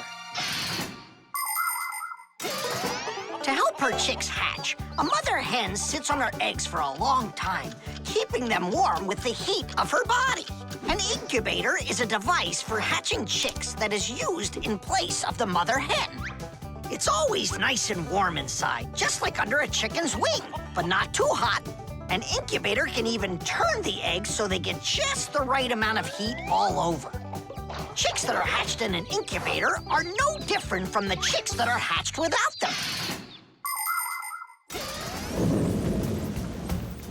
Fire! What? This thunderstorm is really scary. Let's be scared together. I'm not scared at all. Me neither. I was joking. Just joking with you. What do you think? Are the chicks scared in there? Holy moly! Wow, that was a big one. Even the electricity got turned off. The incubator turned off too. And the temperature is dropping. And for little chicks, is that bad? I'm sure it is. It's cold in here. These chicks need help, and Grandpus isn't around. Then we're gonna have to save these chicks without him. Nolik, get the door open. Help me. I can't. Grandpus said I can't get near the incubator, so try opening it yourself. I can't do it. And I can't help you. But the chicks are going to die of cold. Let's just do it. But don't you go and tattle to Grandpus. I promise. Hooray! It's a bit early for hooray.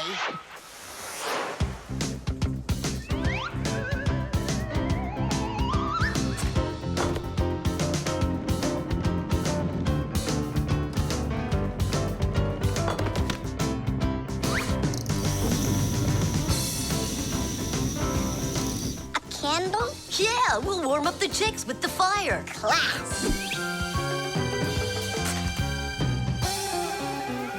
Time for hooray? Now, yeah! Tadoosh!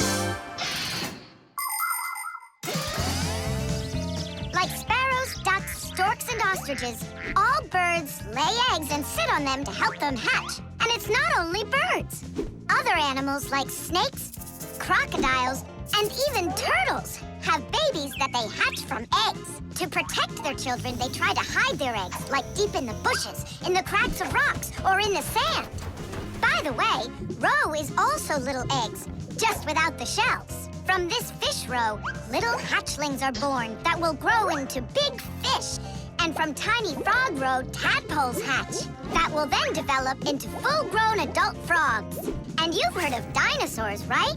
Well, those giant reptiles that lived millions of years ago, they also hatched out of eggs.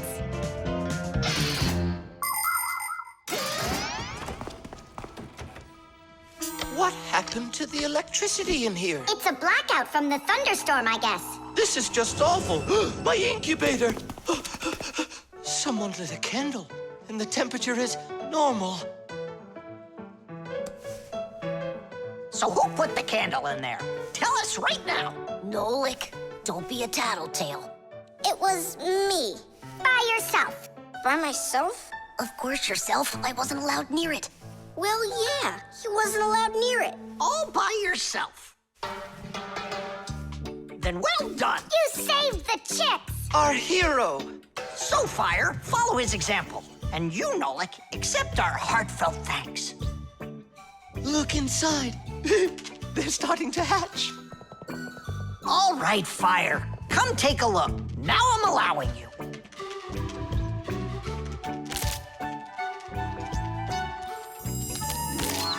Look, a little chick. It's so cute. And so yellow. Look at him. What a little sweetie. Fire. What? Well, I really know who saved him. Tish! The airbag. We're gonna be late. We'll make it.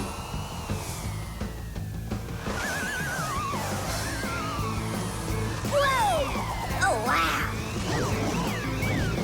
Hey, slow down there. I'm a super duper racer.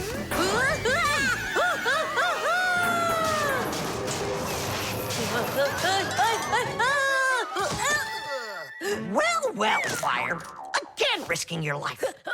And super racers like me can always count on luck. You know, Fire, counting on good luck is stupid. It would be better if you would keep your mind on safety. Actually, today, Professor Eugenius has something really special to show us. He's going to be testing an airbag. What's that? Digit, explain it. Everybody riding in a car has to wear their seatbelt, because if the car has to stop quickly, the belt will hold the person back. But there are times when even seatbelts don't give enough protection, like when a fast-moving car crashes into something. When that happens, the driver and passengers can be protected by an airbag. You can't see them when they're folded up because they're hidden, but if the car is in a crash, the airbags blow up very quickly, and the person bumps into the bag instead of banging into the steering wheel or flying through the windshield.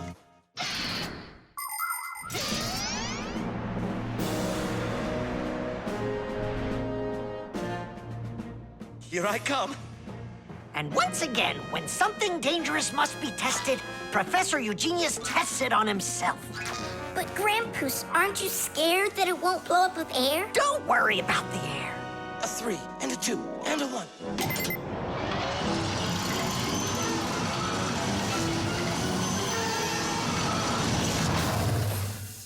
The airbag filled up in an instant. Did you notice? Yeah, but how does it do it? There is a chemical inside of there that quickly burns and instantly turns into a gas the moment the crash takes place. The gas fills the airbag, and there you go. Did I explain that right, Professor?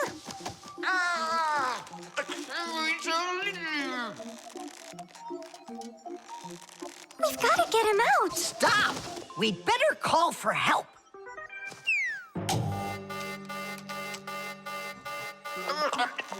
Professor, do you need some help?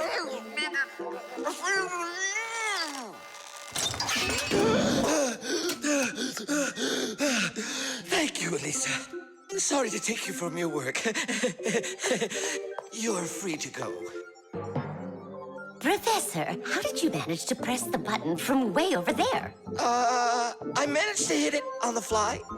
You are just astounding. To keep small children safe while they're riding in a car, they must be buckled up with a seatbelt inside of a special booster chair. But kids also need to be careful when they're riding a bicycle, skateboarding, roller skating, riding a scooter. First of all, it's best to keep off of roads where there's too much traffic. Second, put your protective gear on. For your arms and legs, wear elbow pads, gloves, and knee pads. For your head, wear a helmet. That way, if you fall down, you won't get badly hurt. And third, make sure that people can see you. If you're out riding in the evening, your clothes and bike must have safety reflectors on them. They let drivers see where you are by reflecting the light from their headlights back at them. Remember, better safe than sorry. Here we go. Well, I hope this time I've got it. Should we call his assistant right now, just in case? Let's just wait and see. Ready, set, go! Grandpus, he needs to be rescued. No need. I made a change to it. Now the bag not only inflates automatically, it deflates itself as well. Splendid! As you Fixies say, Today's lesson is done. Hooray! Come on! Where's my Fixie board? I've got your Fixie board, Fire. Here you go. I just went and equipped it with an airbag. Really? Ha! How come? You know I'm a super racer. See? Woohoo! And that's why I installed it. Super racers don't need airbags. We never, ever.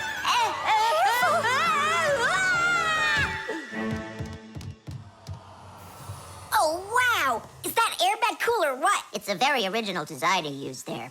That design is my own, and Fire ran the test. Professor, will you make an airbag for each one of us? You all will get them real soon. But even so, Caution and care make accidents rare. The manipulator.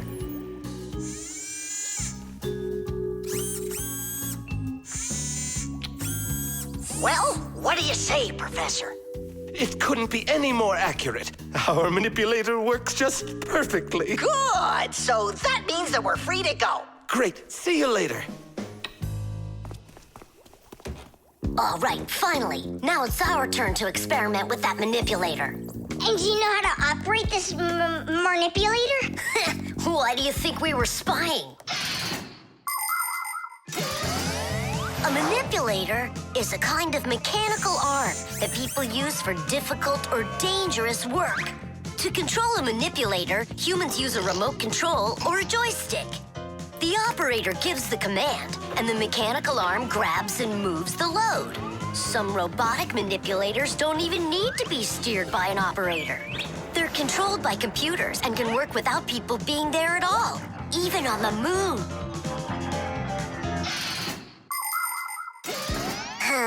What is this button for? Uh-huh. How about this one? Uh-huh. Would you like to take a ride? Right now? You're scared. Scared? Not one bit. Then off we go. Yeah, cool. Ha, this is totally awesome. Well, hang on. This is gonna get even awesomer. Professor?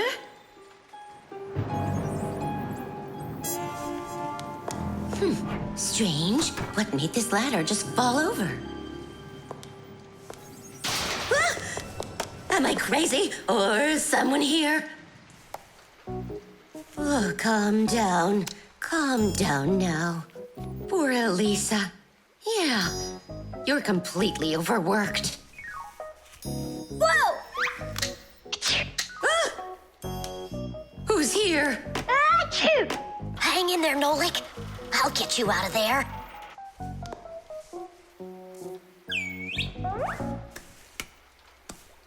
bag's gone.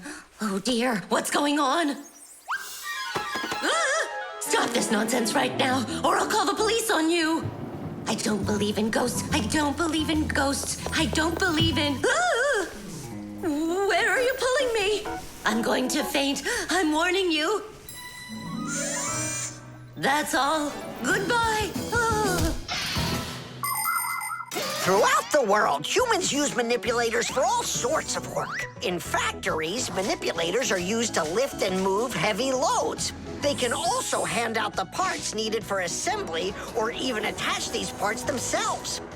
In hospitals, more precise manipulators are used by doctors to help perform operations. Manipulators are also used in places where the work is simply too dangerous for people. For instance, where there are deadly chemicals, or places where humans can't get to easily, like somewhere underground where there isn't enough space to move, or deep under the water. Or in outer space where there's absolutely no air to breathe. So you see, mechanical arms are helpful in all sorts of places where humans are unable to reach things with their own arms. Hang on, Nolik. How can I get that thing open? Ugh, I got it!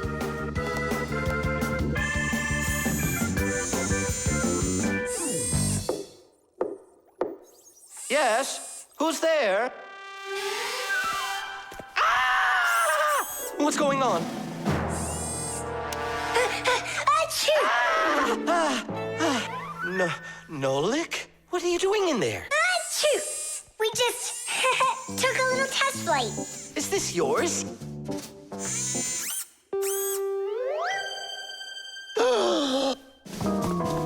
Elisa! Elisa! Professor Eugenius.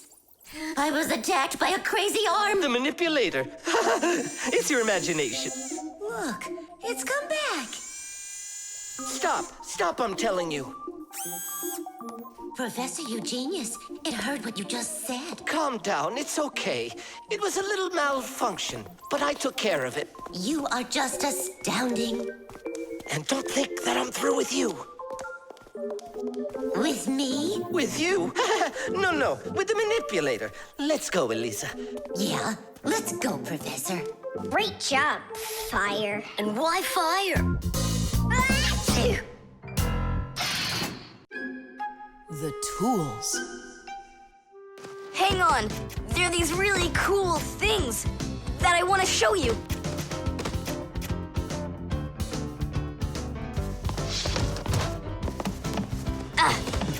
Whoa! Whoa! Look how many things you got all at once. Your dad's gonna be so angry when he sees what you did with all of his tools. I'm gonna put them all right back where they were. And where were they? Open the box and you'll see. It's neat. There's a special place in there for each one of the tools.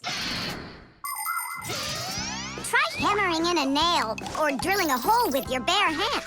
Uh-huh. There's no way. But with the help of the proper tools, it's a piece of cake. But of course, that's only if you know how to use them. Tools need proper care. If the head of a hammer is loose or a drill is dull, then you shouldn't work with them. It's dangerous. And when you're done working, put the tools back in their places, or you'll be tearing your house apart trying to find them the next time you need them. Huh. The pincers go here, and the wrench goes over there. This drill bit's too long for this spot. Let's see if it fits in this one. Huh. Any idea what this tool is for? For splitting wood or carving stone that chisels what you want to own. Wow, Simka, you're a real poet. Now try to answer this little poem. When you have a thing to measure, this round tool is quite a treasure. This tool, right? I know what it's called. It's a measuring tape. Let me measure you, Nolik. Wow, you've grown. You've almost reached 1 centimeter. Class! I also have a rhyming riddle for you. What bangs a nail into the wall to make sure pictures never fall? A hammer! I was first, and the hammer goes right here. And now I have one for you to guess. If you need to screw in screws, here's the tool that you should use. A screwdriver! I was first, again. You got it right. All right, Tom Thomas, we better hurry. We still have a lot of tools here to get sorted out. Humans, just like Fixies, use hundreds of different tools to do their work. Picking the right one depends on the task at hand. For instance, if you need to hammer in a nail, use a hammer. But you don't use a hammer for a screw. For that, there's a special tool called a screwdriver. A wrench is the tool for tightening nuts and bolts. A vise is used to hold a part in place, and a drill to drill a hole. If you need to cut a piece of wood, you should choose a saw. You could use a handsaw, for example, or a hacksaw. Different kinds of pliers can be used for snipping, gripping, or bending. If you need to smooth something down, you use a file. If you learn how to work with tools properly, you can build just about anything. Looks like we did it, just in time. Oh, and how about this? Do you know what kind of tool that is? I don't know. There's no place for it in here. Just throw it out. Come on. And what if my parents use it? Looks like we did something wrong here. My dad came home. Tom Thomas! I'm in here. Hi there. Reading. Way to go, son. Huh? Oh! I don't get it. Where is it? What? I put a piece of metal under the table leg so it wouldn't shake, but it disappeared. So that's where the tools place is. Did you take it? What? I didn't. It must be somewhere under the table. And you look under the sofa. All right.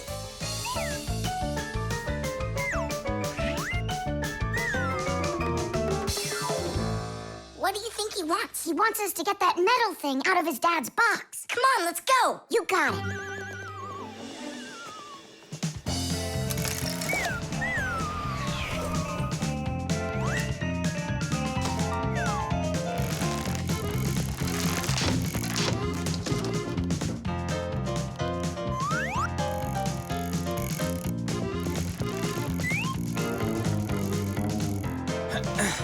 Any luck? Uh-uh. Me neither.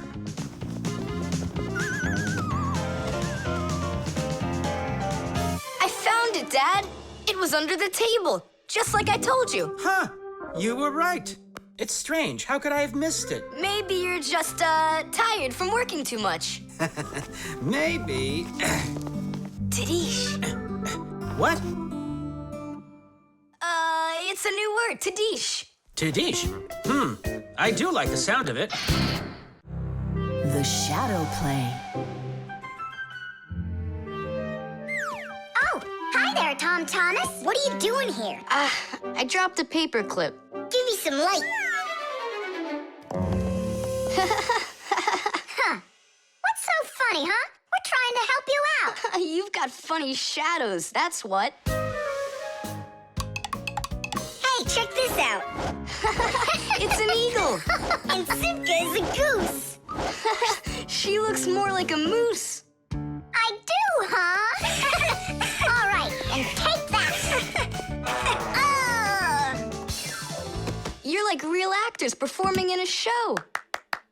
Uh-huh. Actors playing a theater, you know? And we're just under a bed. And so what? How about we make our very own theater? A theater with shadows. Class! Tom Thomas, we need a piece of paper, a huge sheet. It's really quite easy to make your own shadow theater. You can make the screen out of a white sheet or a big piece of paper. Next, make sure the room is dark and shine a desk lamp at the screen.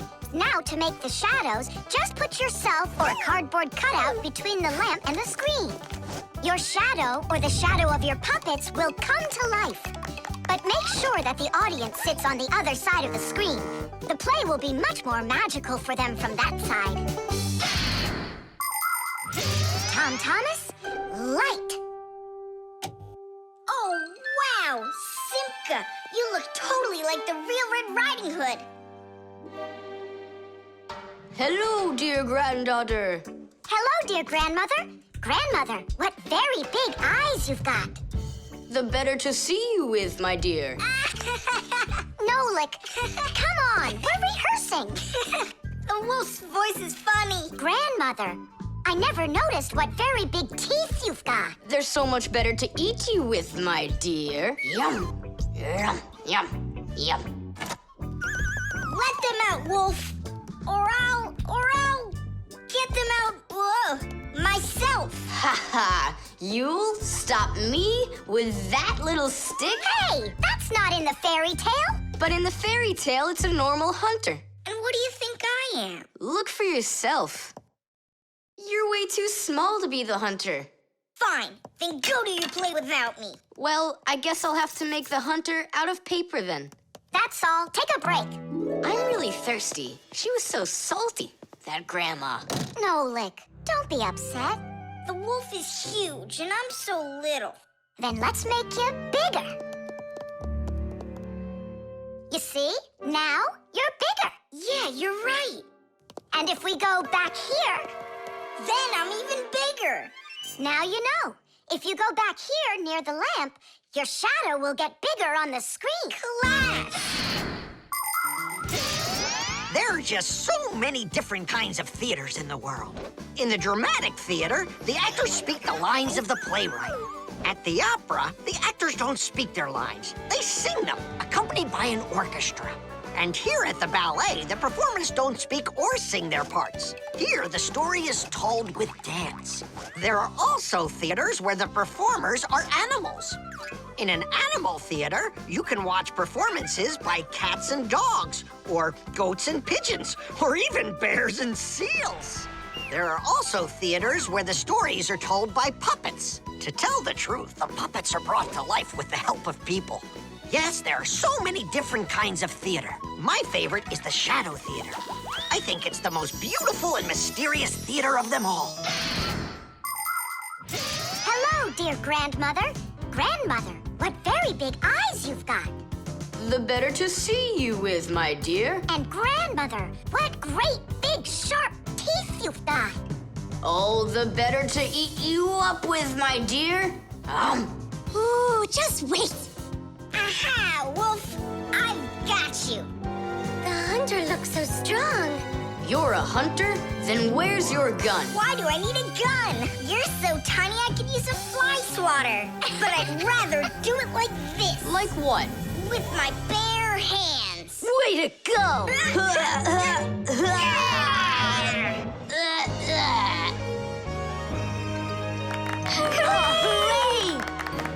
Splendid! Who was your favorite? Mine was the grandmother. Well, I think Red Riding Hood was the best. For me, the hunter. He was so mighty and so fearless. And for me, the special effects. The suction cup.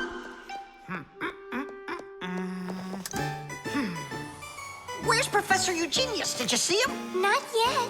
Strange. He told me he'd be here today to conduct some tests. Grandpus, right here under the glass. There's a note. Dear friends. That means the note's for us. That's because Professor Eugenius can always count on us. I'm off for a conference today. So what should we do? While I'm away, please keep an eye on each of my tests. There's the wristwatch. And where is it? It's right there.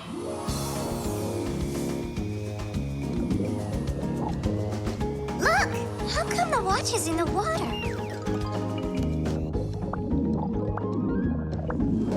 So the fish can know what time it is? Nolik, don't be silly. This is the test he made for the watch. You see? It says water resistant right there on the back. That means that water shouldn't get inside of it. I see. So the professor needs to check if it will work underwater. Understand? Yep, I got it. The watch is working. So now, the doorbell test. We'll go look. It's over there.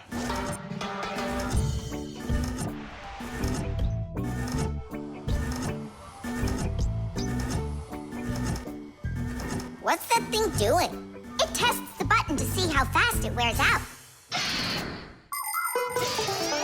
To check the quality of appliances, toys, sporting goods, or just about anything, they need to undergo serious testing. Take, for instance, telephones. They need to be tested with both heat and cold because they have to work in places as hot as Africa and as cold as the Arctic. Computers are tested to make sure they can be shaken and rocked, too. That way you can be sure they'll work on a desk at home, or outside in the park, or while you're taking a ride. Different kinds of products need different kinds of durability tests. For example, athletic shoes and car tires are rubbed and squeezed over and over to see how long they are going to last. Yes, testing's very important. Without testing, a machine or appliance could let you down at the very worst moment. If guests come to visit once a week, and once every month a hooligan comes, pushes the doorbell, and runs, then I figure this doorbell will last right around 400 years. That's long. The doorbell is still working. That's very good. And also, What? I don't know. We need to turn the note over to read the end. But how? Oh, raise the glass, that's all. Hup, hup, hup.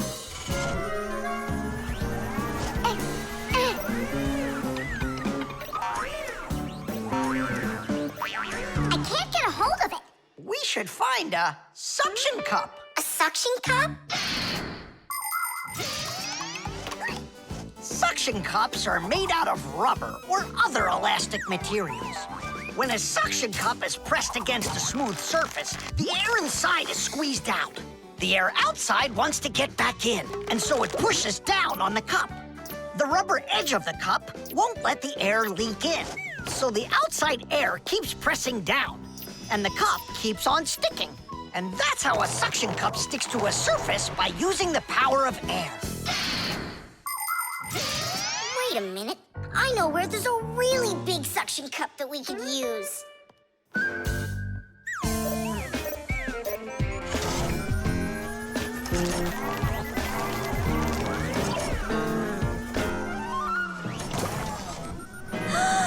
That's a huge suction cup, Nolik. Stiddies, stiddies, stiddies. Well done, Nolik. Only we need to hurry before air gets under this suction cup and it unsticks. My suction cup will never unstick. Well, let's see what it says here. Simka, you'd better hurry. And make sure nothing gets broken here in the laboratory while I'm away. Huh, and what could get broken around here? Ah, the glass, look out!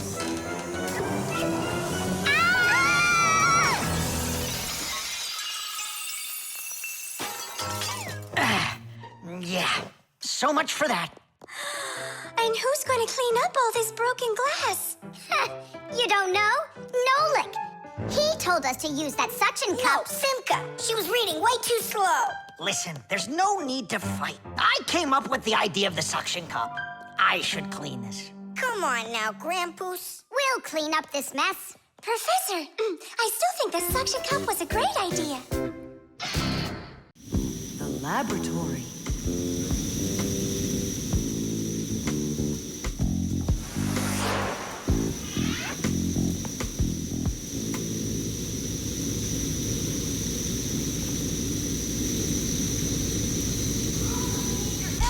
You've got to get to the school right away.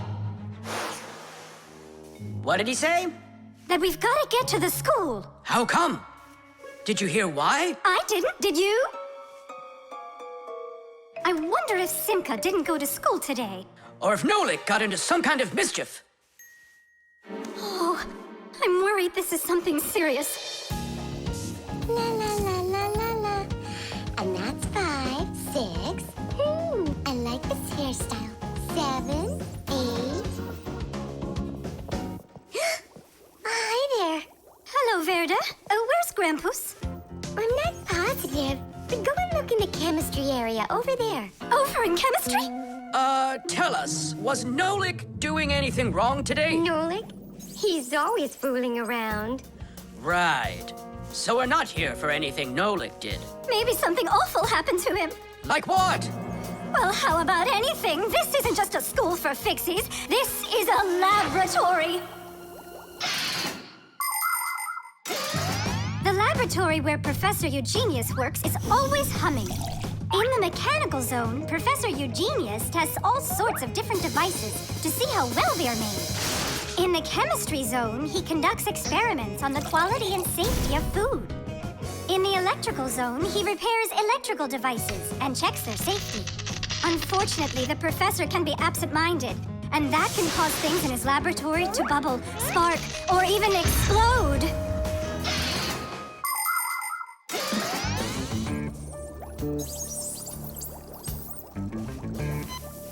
Marcia, there's nothing to worry about yet. But how can I not worry? Digit, have you seen Nolik anywhere? Do you know if anything's happened to him? This is a laboratory here. Who knows what could happen to anyone? Like what? What are you saying? Like that. I told you, things happen here. And where? Let's go, quickly! Marcia, no need to panic. Tula, it's so good you're here. We really need your help. What is going on? There! Grandpus! What? Where? In the mechanical zone, there! And Simka and Nolik, there! They're all there! Oh, my children! Don't lose your head. Oh! Oh! Marcia is my wife, and the mother of our children, Simka and Nolik. Marcia is a real beauty, a kind and gentle soul, and a wonderful homemaker. She is also a very responsible and extremely skilled Fixie. She is our family's expert in kitchen appliances and gadgets. Marcia works from morning till night, fixing and cleaning anything that is in need of her expert care, because she just loves when everything is clean and tidy. But most important for Marcia are her children. She takes loving care of Simka and Nolik and tries to protect them from harm. Marcia worries about them so much that sometimes her imagination gets carried away with what might have happened to them. Although our little Nolik can get himself into situations that even Marcia could never have dreamed of.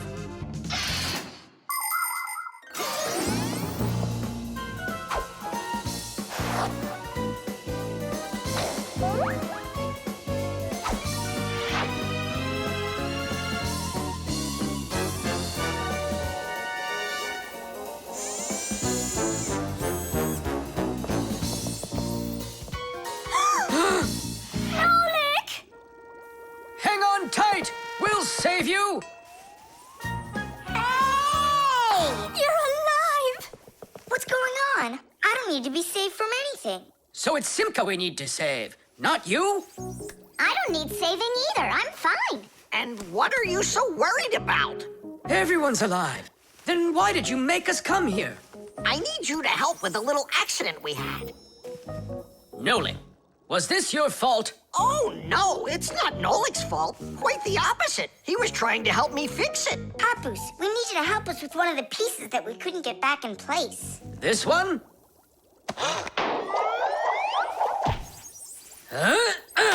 Tadish! Oh, a perfect repair. Huh, that was really the only reason we had to rush here? Why not? There was just no way we could let this wait, so I sent for you. But Fire said... Why fire?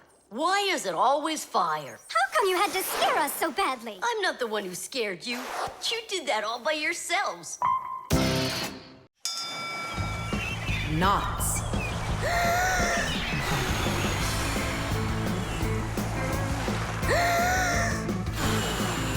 Nolik, there are pirates off the starboard side. Battery, fire! Hey, I'm not a pirate. Why'd you hit me? That's it. I'm tired of playing the wind. Where are my pirates? This looks great. Can I board your ship? And what are your skills? Tons, like protecting the ship and yelling hooray when we win. And how about good sea knots? Can you tie them? Of course I can tie them. Then tie up our treasure. And make sure it's good and tight. Pirates, prepare to attack! I got it. Whoa! That's done. Good enough. Hooray! It's good and tight. Now can you survive a storm? Without a doubt.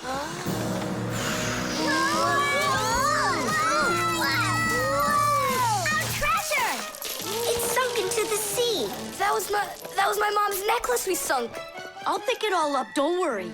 No, thank you. We'll manage ourselves. He calls himself a sailor. Go and learn to tie some knots. Try tying 2 ropes into a knot. You think it's easy? A badly tied knot will untie itself before you know it. Here's one way to tie it right. First, cross over the 2 ends like this. Now to finish the knot, you've got to cross them over again. But not this way. It's got to be in the opposite direction. When it's done, it looks like one loop inside another. This kind of knot is called a square knot. And it won't untie as long as you tie it right. And that's just one of the many kinds of knots a sailor has to learn.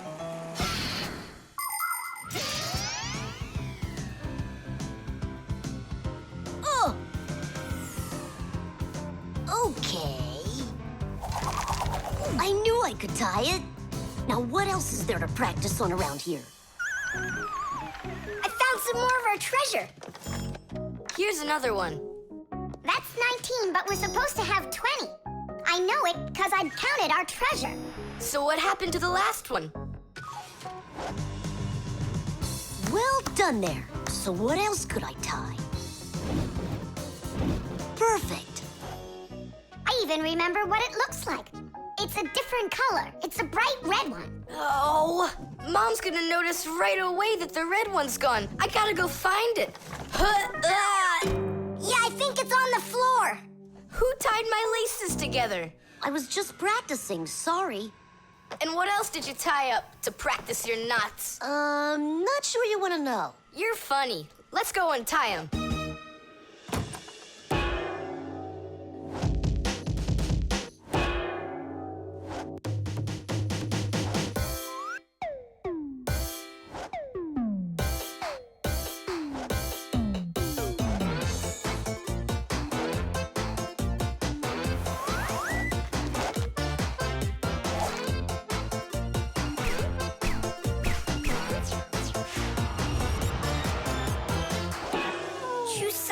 Don't look at me that way. I'm scared. She's just staring at her own whiskers, Nolik. And what have you done to her whiskers? Well, I tied them with the square knot. Fire, you're just a blockhead. And why don't you tell us what else you've done? Well, okay. I tied a decoration on her tail. That's where it is. We were looking everywhere for that thing. Fire, go and fix everything you've done. Chusaka, don't run away. Don't be scared. We just want to untie the knots. Sailors have developed all sorts of different knots. Without them, they couldn't control their sails. But we couldn't get by without knots on land either. Mountain climbers use tightly knotted ropes to help them climb and keep them safe. Fishermen tie hooks to their fishing line using special knots. You can't even pitch a camping tent properly without making a knot. When people sew, they tie knots in the thread to hold it in place. And doctors use knots when they stitch and bandage a wound. And a tie wouldn't be a tie if you didn't tie a knot in it. Sneakers won't fall off your feet. And the laces won't drag on the ground if they're tied with a proper knot. But sometimes things can get knotted up by accident. And that's one time when you don't need to know how to tie knots, but how to untie them. All aboard! Like that. Now the only thing left to do is tie a knot. Should I tie it? Are you sure it won't untie? You're joking. Why don't you go ask Chusaka if I can tie a knot like a sailor? The armor.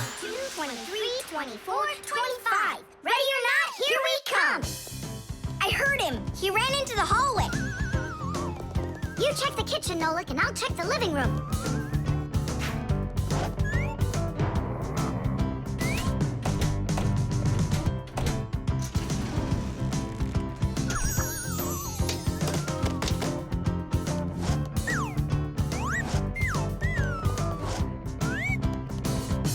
Well, I just don't get it. Where could he be hiding? The office. We forgot to check in there.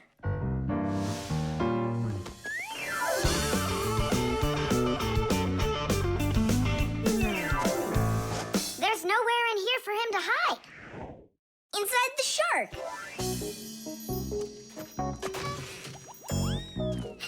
Nolik, Tom Thomas couldn't even fit half of himself inside of that shark.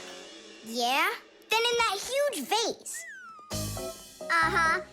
He's all scrunched up in there and laughing at us. Oh! Simka! There, did you hear that? He is in there! There's no one, but I know that I heard a hee-hee. You imagined it. Let's go take a look in the bathroom. I imagined it. It's so stuffy inside this armor.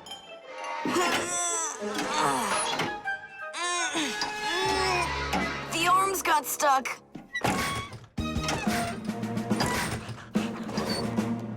Where else could he be?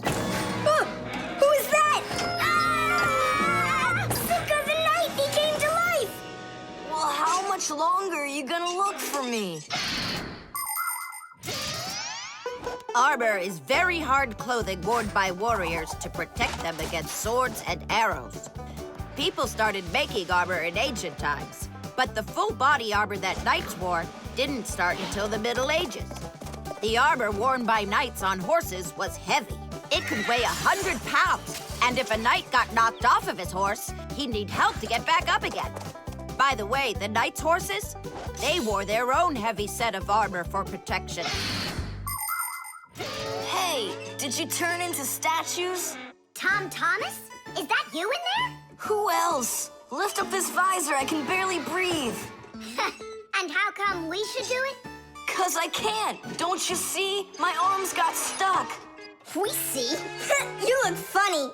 Funny to you, but now I'm stuck and I can't get out of here. Come on, help me out, please. Great! Chusaka's just what we need right now. Chusaka, what's wrong with you? It's me. Hey, stop it.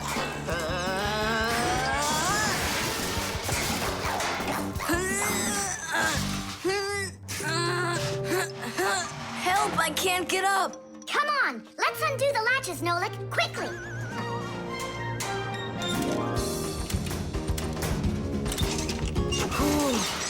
Thanks for helping me. It was nothing. I couldn't have done it without you. Let's put the night back together. Uh-huh. Before Dad gets back.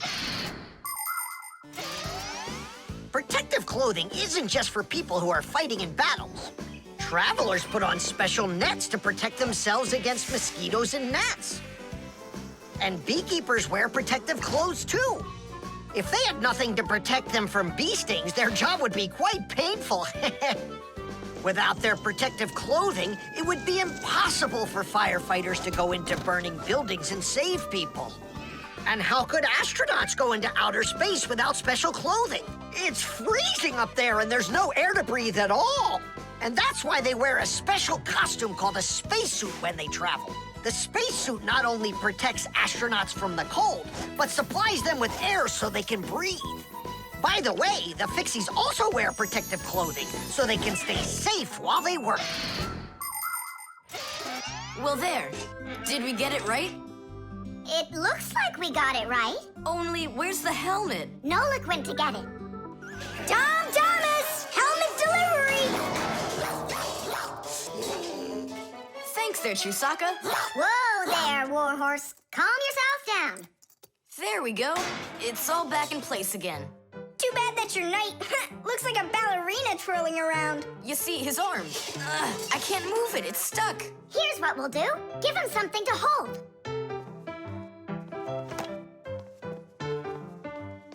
Well, how's that look? Perfect. Now we can paddle into battle.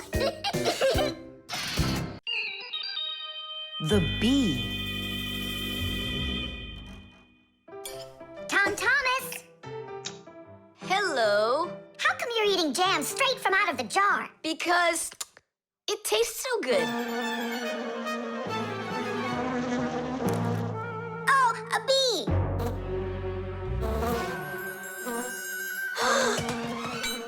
Shoo! Get out of here! Leave it alone! It's just a plain old bee! Well, I was bitten by one of those plain old bees once. Tom Thomas, don't do it! Go away, you pest! Flies are pests. Bees are very helpful and useful.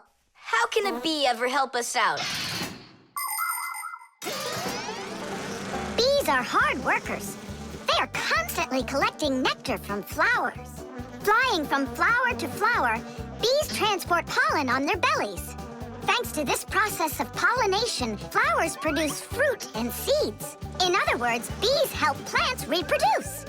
The bees use the nectar they collect to make that delicious sweet honey loved by kids of all ages. And bee honey is not only delicious, it's also nutritious.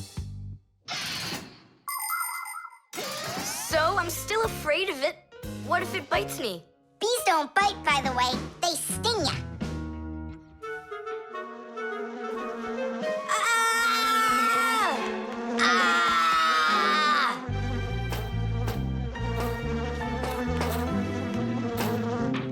Well, now I'm gonna show ya. Don't! The bee's the one who should be afraid, you tyrant. Yeah, you let it go, tyrant. Why are you calling me names? Who's stopping her? She can fly away if she wants. We need to show her the way out. Well, how? Here, little bee. Fly this way. Why don't you try going? Then what can I say?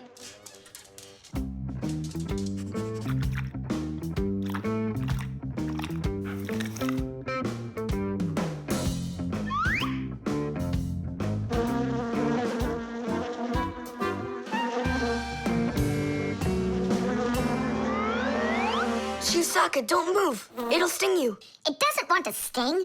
Both of you like to eat sweets. You like eating jam, and so does the bee. Why don't you carry Chusaka to the window? Go on, fly. No, that's not gonna work.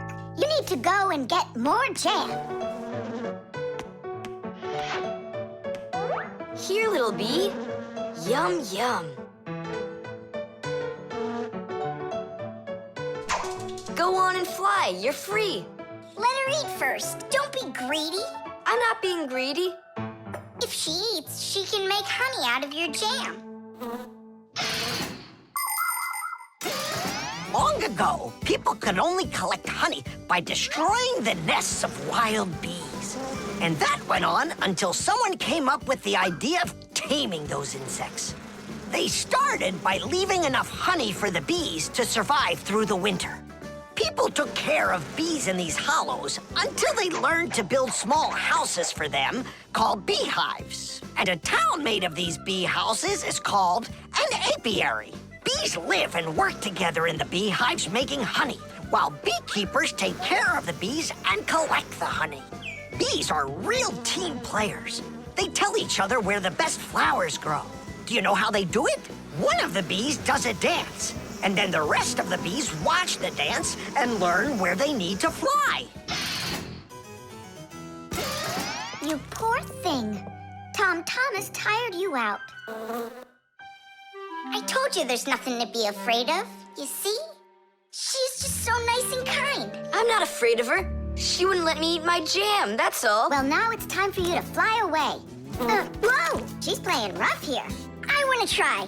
Nolik. You're too little. You'll have to grow to do this job. Whoa, whoa, whoa. Calm down now. Now let's fly. Hey, Simka, the window's back there. I can see that without you. So how can I get you to turn around? Cool! Hooray!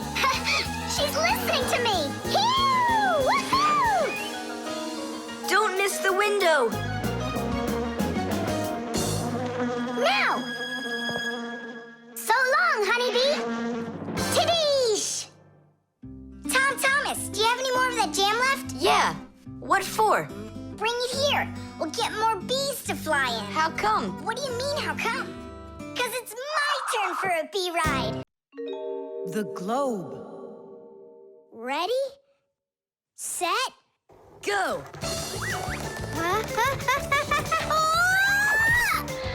Yay!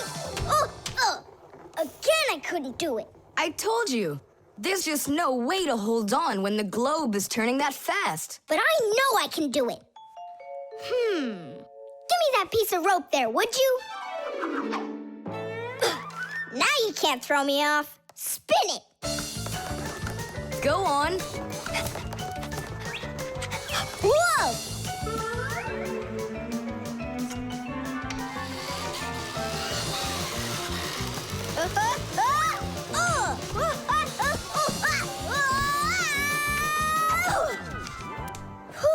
What you doing?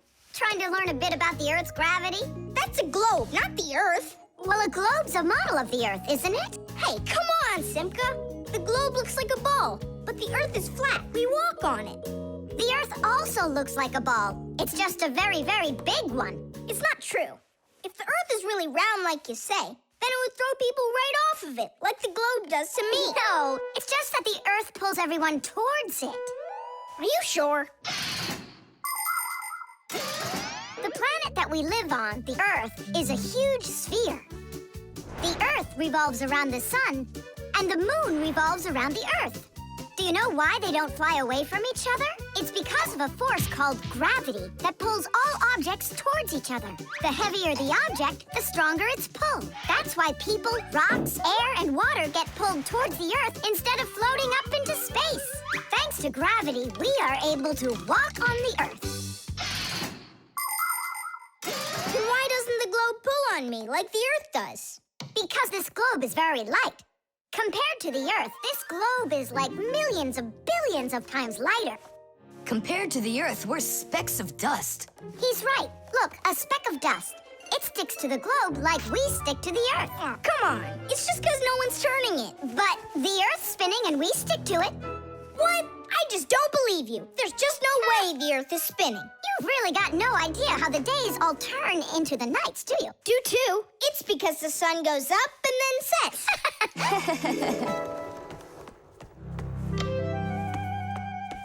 Watch this. Our sun's here, and you're over there. On Earth. Is it dark, Nolik? It's dark.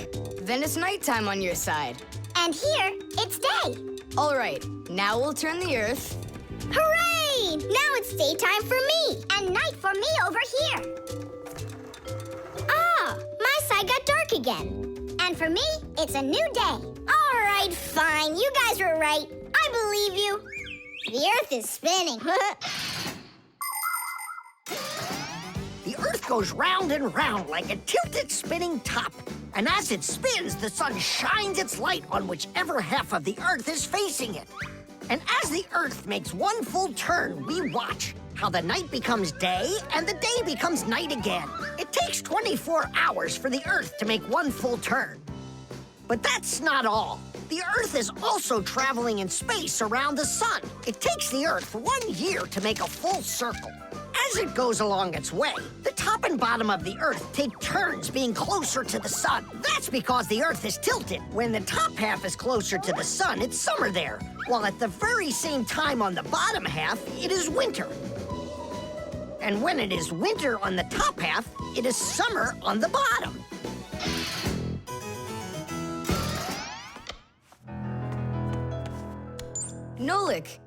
Nolik, where are you? I'm not sure. Somewhere in Kazakhstan. The force of gravity is super strong around here. So go on, spin it. You're gonna fall off, Nolik. Don't worry, just do it. Go ahead and tilt it if you feel like it. Told ya! Ha! And you were sure I was gonna fall off this globe. That's strange. Nolik, come on over here. What for? You'll see in a second. I don't want to. You really don't want or you can't. Tom Thomas, take a look. I get it. He stuck himself to the globe, didn't he? Yeah, with the chewing gum. Isn't it time to go? Uh-huh. And me! What about me? Hey! You gotta help me! Don't leave me! Should we help him?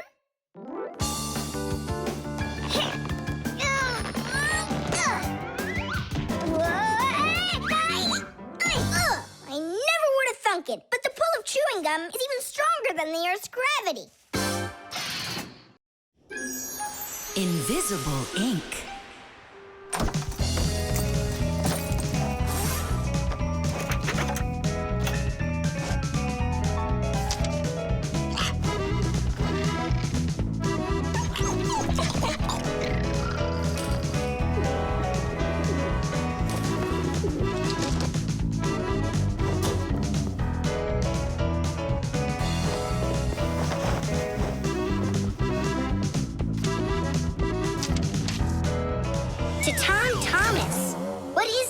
A note? Who's it from? It's from no one. Ah, is this no one a girl? Hey, tell us, what did she write to you? I don't know. Well, then let's take a look at it. No way. It's a secret. Even from your friends? Mm-hmm. Come on, we're not just your friends. We're secret friends. And you won't tell anyone? Nobody. We promise. Are you gonna open that thing or not? Huh, there's nothing there. Is this a joke or something? Maybe she didn't feel like writing you anything. Then why would she put a note in there? Wait a second. And what if she wrote that letter with a special kind of invisible ink? Wow, I've never heard of it. If you want to keep what's written in a letter secret, you can write it with a special liquid called invisible ink or security ink. You can make invisible ink yourself by mixing lemon juice, milk, or baking soda with water.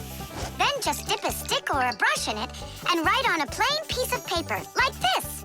You can't see anything, right? To make the invisible ink visible again, the paper needs to be warmed up with something like an iron. But that's a secret. Well, Simka, you might be right. Only what about the iron? I can't use it. But your mom can, and right now she's doing the ironing. Yeah? Well, that changes everything. Hold on! If that really is a secret letter, then no one should be allowed to see it. Even your mother. What can I do then? Ah, I know what.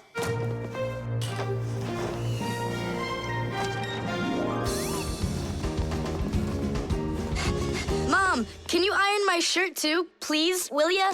What's wrong with it? There's nothing wrong, it's just that the pocket's wrinkled. Ah, sure, I'll do it. Since when did you start worrying about things like this? All done. Thanks, Mom. That should do it. What? What is it? Huh? Tom Thomas, I really like you. Katya.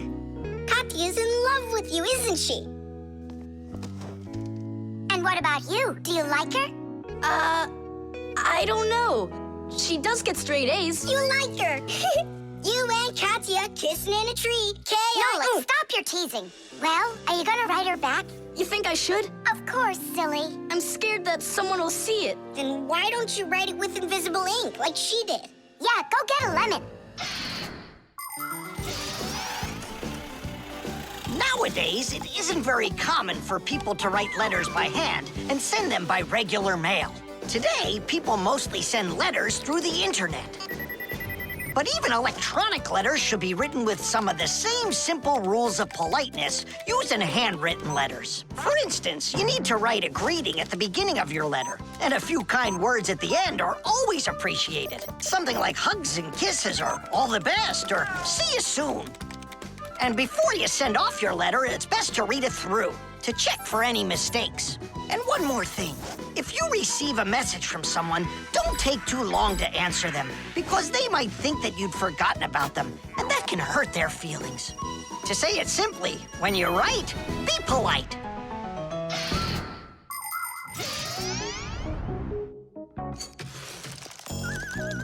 Go on, write. And what should I write? Come on, tell the truth. Just write this. Forgive me, Katya. Only there's another girl I really like. My one and only Simka. Nolik! If you don't like it, then why don't you think it up? Tom Thomas, just go ahead and write how you feel deep down in your heart for Katya. Katya, I like you too. Like that? Is that all I have to write? Would that be okay? It's lovely. Kissi. Just zip it, will ya? Tom Thomas, is that everything? And did you make sure to check that you didn't make any mistakes? No, but I'll check right now. Huh, all the words disappeared. Well, if there's something wrong, only Katya will find it. The Pack-A-Mat. Simka, can I have the Pack-A-Mat? I'd like to practice with it a little before the exam. Take it.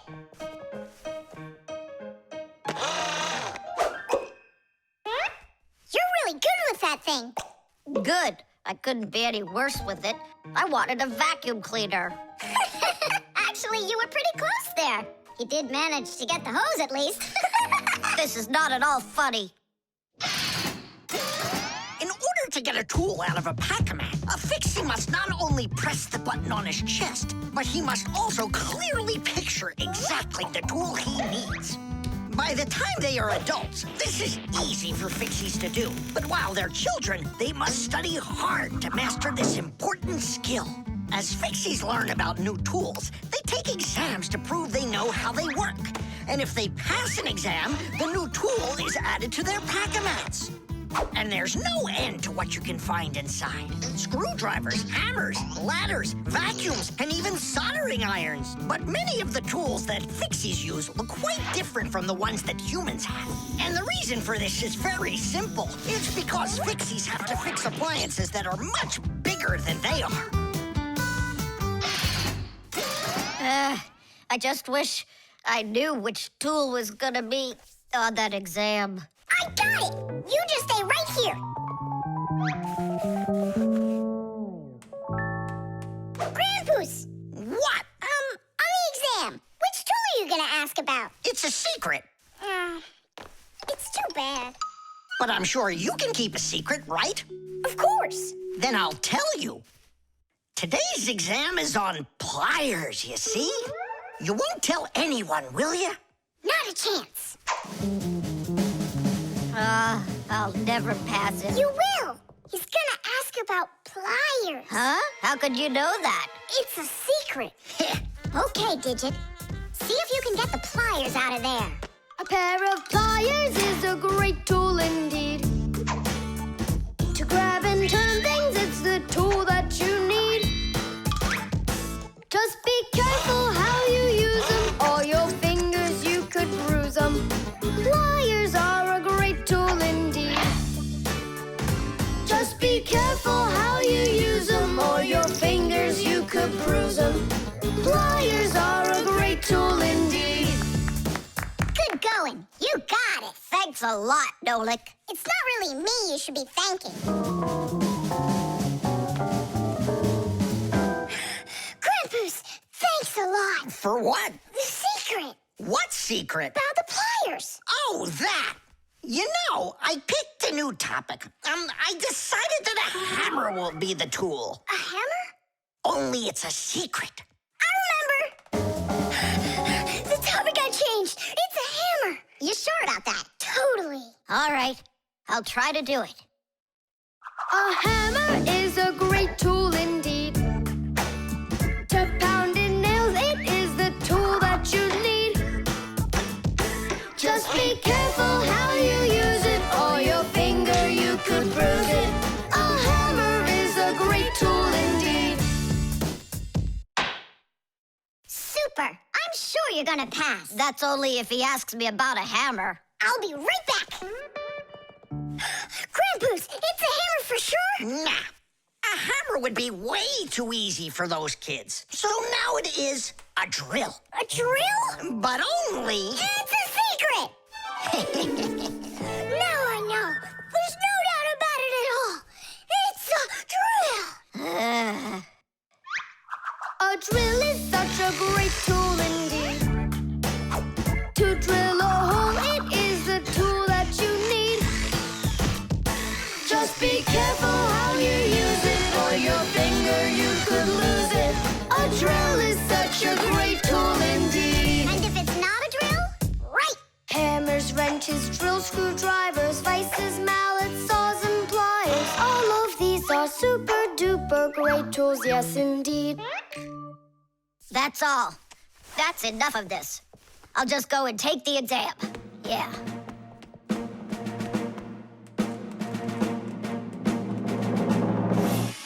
Digit? Come on in. Professor, well, what do you want to ask me on today's exam? Nothing. You already passed. What? You mean you're not going to ask me anything at all? No need. You're excellent at getting tools out of a Pac-Man. But how could you know that? That's a secret. And we Fixies sure know how to keep secrets. The vent. Tom Thomas. Tom Thomas. Okay.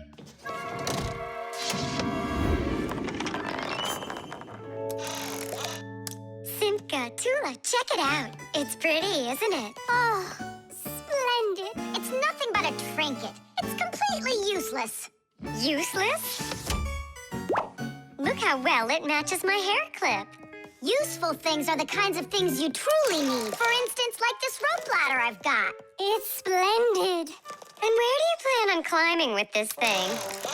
Now, this mirror here is both useful and pretty. Oh, how splendid. Tula, you say everything is splendid. Well, here's something super splendid that I bet you don't have. Oh, what is it? It's a mechanical super claw. It must be just perfect for scratching your back. Now look what I have. A photograph of Vector. And he signed it for me, too. Are you sure that's Vector? You've got a photo of the bravest Fixie on the face of the entire planet?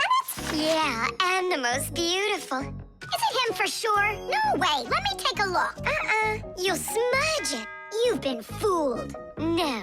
Yes. Jealous? You are. My photo! Oh, no! What was that? A draft. This is completely your fault. It's not my fault. It's your fault for bragging so much. Please, girls, stop fighting. Let's go find it.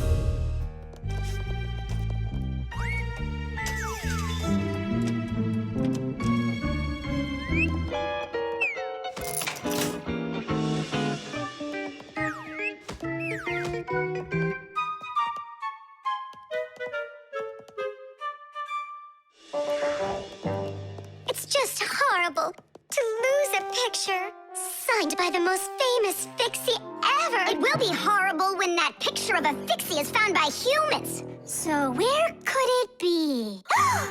I know how we can find it. Exactly. We'll blow a bubble and watch which way it goes as it floats away. We'll follow it and find your picture. Do you know why you can blow bubbles out of soapy water?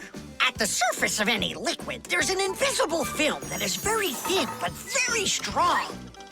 If you want to see it for yourself, fill up a glass with water all the way to the very top. Now you need to take a coin and carefully drop it into the water sideways. Then drop in another coin, and another, and another. You'll see that the water doesn't pour out, but rises up and forms a hump. That's because the water at the top sticks together. Why? Because of a force called surface tension. Thanks to surface tension, water can form drops. It also helps us blow soap bubbles, because when we add soap into the water, the film gets even stronger, but still not strong enough to stop the bubbles from bursting.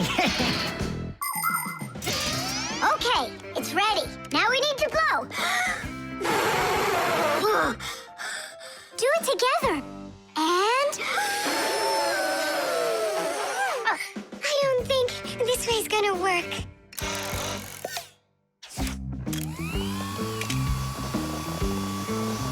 Look, it's flying! We did it! The vent! Of course!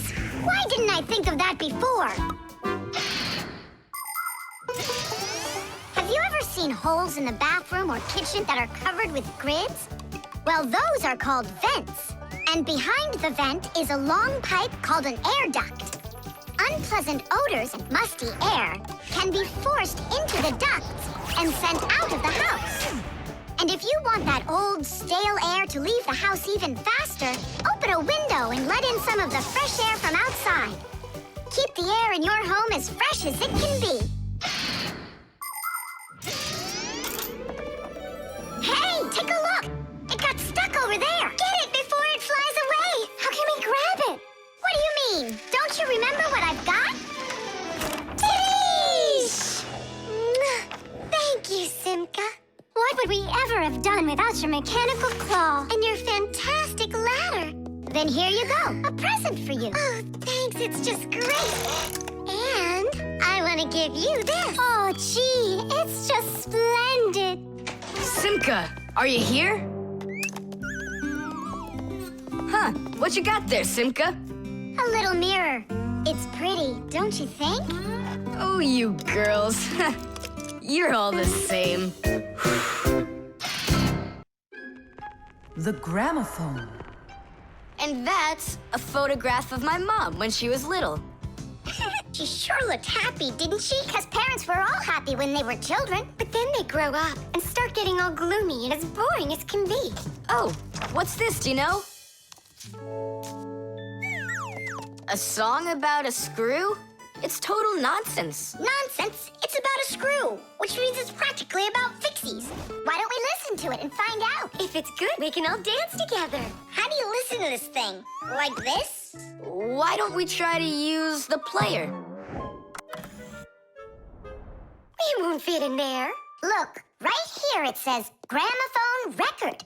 See? So we need to find a gramophone player. Find what? Let's go to Grandpus. Grandpus, we found a song about a screw we want to hear. We're looking for a player for a gramophone record. Ah, I understand. What you need is a gramophone. A gramophone is an old appliance that was made for playing back sound that was recorded onto records. If you want to turn on a gramophone, you need to turn the handle to wind up its spring. The spring makes the record spin. Then a needle is placed on top of the record, and as it moves through the groove on the record, it shakes a little, which makes a diaphragm, a sort of mini drum skin, start to vibrate. The big horn of the gramophone then makes the sound louder, and we hear a voice or music. The most amazing thing is that a gramophone doesn't have an electric motor or any electronics. That's right. You don't need electricity for a gramophone to play back the sound that's recorded on a record. That's because a gramophone is an entirely mechanical wonder. If you want to know, there is a gramophone in the office of Tom Thomas's dad. It's on the desk. Great, let's go. Thanks would be nice.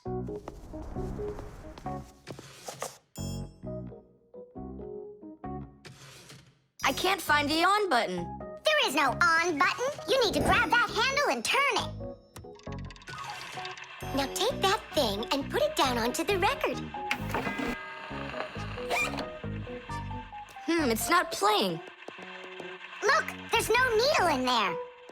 And where can we get one from? We can make it. Do you have any nails around here? Is this good? That'll be great. Verda, are you ready? Totally. Better cover your eyes.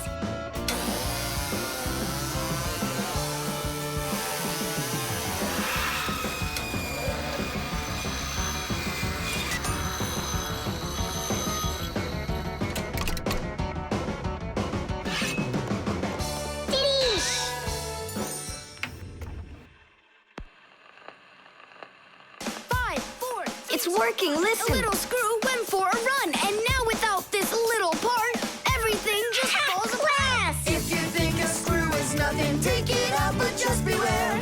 Everything will break without them, with no little screws in there. The bulldozer was a strong one, until there was a thud. And then the mighty giant fell straight into the mud. 5, 4, 3, 2, 1, a little screw went for a run, and now without this little part, everything just falls apart. If you think a screw is nothing, take it out, but just beware. Everything will break without them, with no little screws in there. If you think a screw is nothing, take it out, but just beware. Everything will break without them, with no little screws in there. Tom Thomas, what's that music playing? It's a gramophone record. Gramophone? I thought it was broken. We fixed this old... not we. I fixed this thing. Really? What a wonderful boy I've got. Other kids are breaking things and you fixed them. What do you say we play that record once more? I used to love it so much when I was little. The mighty crane was working until there was a pop. And then the mighty giant gave out and lost its top. 5, 4, 3, 2, 1, a little screw went for a run. And now without this little part, everything just falls apart. If you think a screw is nothing, take it out, but just beware. Everything will break without them, with no little screws in there. If you think a screw is nothing, take it out, but just beware. Everything will break without them, with no little screws in there. Grandpus's mom really dances super. Yeah, she knows how to have a good time, even though she's a grown-up. If you think a screw is The kaleidoscope.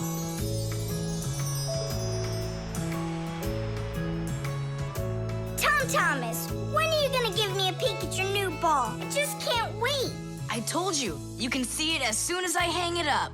You're not peeking, are you? No, I'm not. Oh! So can I look at it now? Sure, take a look. Which one? This one. You broke it. It's okay. Don't be sad.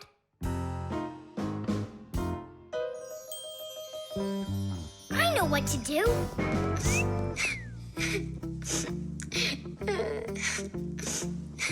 Tom Thomas, look inside the kaleidoscope. What for? I looked already. Come on, there's something in there I'm sure you've never seen. Whoa. Cool, isn't it? What is it? It's my own invention, a pirate kaleidoscope. Laughs, right? Uh-huh. It's great. I really like it. Tom Thomas, hi there. I heard that you got a pretty ball to hang on the tree. Shh. Can I see it? It's right there. Where? There. No. Oh, that's just terrible. Why'd you do that, Simka? Come on now, I just cheered him up. How? Tell me. With the kaleidoscope, remember what Grandpus taught us? Do you know what makes a kaleidoscope have such beautiful patterns? Ah, it's because pieces of multicolored glass are tumbling around in there. And it's also because it has mirrors inside. Usually there are 3 of them, and they are arranged facing each other. That way, each piece of glass makes many, many reflections that create the kaleidoscope's beautiful symmetrical patterns. By the way, you can put just about anything you want inside a kaleidoscope, and each different thing makes its own special pattern.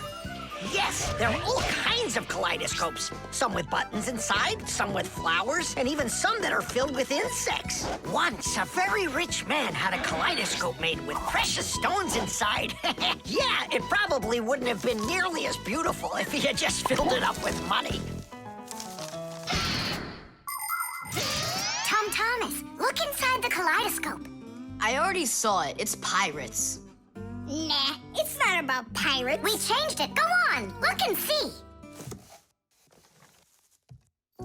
Wow. You like it? A lot. Hey, what did you put in there? A few pieces of the ball that you smashed. It's even better for Christmas, isn't it? Mm-hmm. That didn't work at all. Merry Christmas! We came to take a look at that splendid new Christmas... What's wrong? Oh, don't even ask us that. I've got it!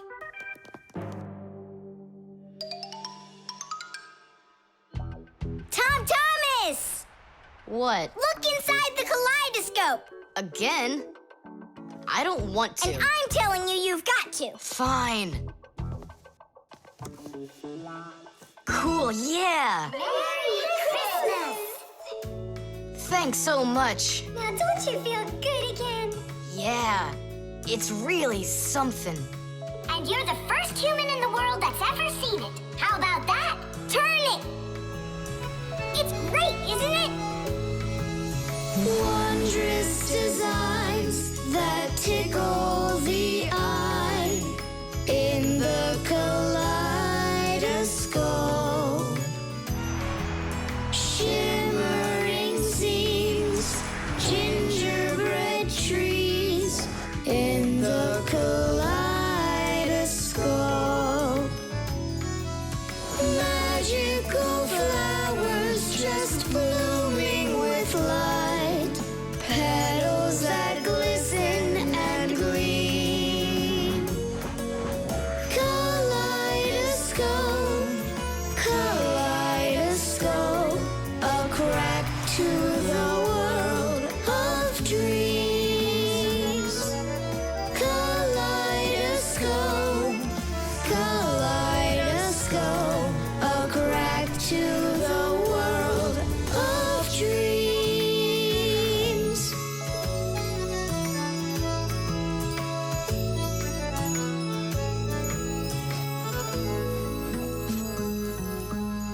Hey, everybody.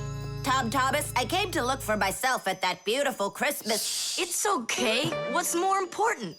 Having such awesome friends? Or some ball hanging from a tree? The doorbell. Nolik! Nolik, what are you doing here? Just whistling a tune. Are you gonna whistle that tune the whole time Tom Thomas is away? He just left with his parents for a week, and we've got guests coming, remember? What guests? I invited everybody. The class? Yes, class.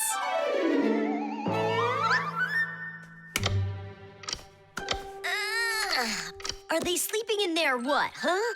First they invite us, and now they don't want to let us in? I'll share the present with you then. Fire. Maybe you'll get it to work now. When they get here, they'll ring the bell. How come? Why don't they just do what they always do and climb through the keyhole? No way. It's not that simple, Nolik. Today they're our guests. Ah. The guests ring the bell, and the hosts let them in the house. It doesn't ring. You think the doorbell's broken? I say we go fix it. Before we fix anything, we need to know what went wrong with it. First we'll fix it, and then we'll know what it was. Back in the olden days, people would hang a bell over their doors with a string, and guests would tug on it to make it ring. Today, doorbells are electric, and they make all sorts of different sounds. Some buzz, some ring, and some even chirp like birds. The sound comes from a box inside the house called a chime. To make the chime ring, you push a button that's located outside. The button works just like a light switch, but instead of turning on light, it turns on sound. Verda, will you join me? Whoop! I gotta think about this. Yeah. Simka! You think your guests are gonna come at all? Simka! Tula? Hey! The doorbell doesn't work. It must be broken. That's odd. We heard it ring this morning. Nolik, let's go. First, we'll examine the contacts. Yep, good and tight. Okay, let's check the speaker.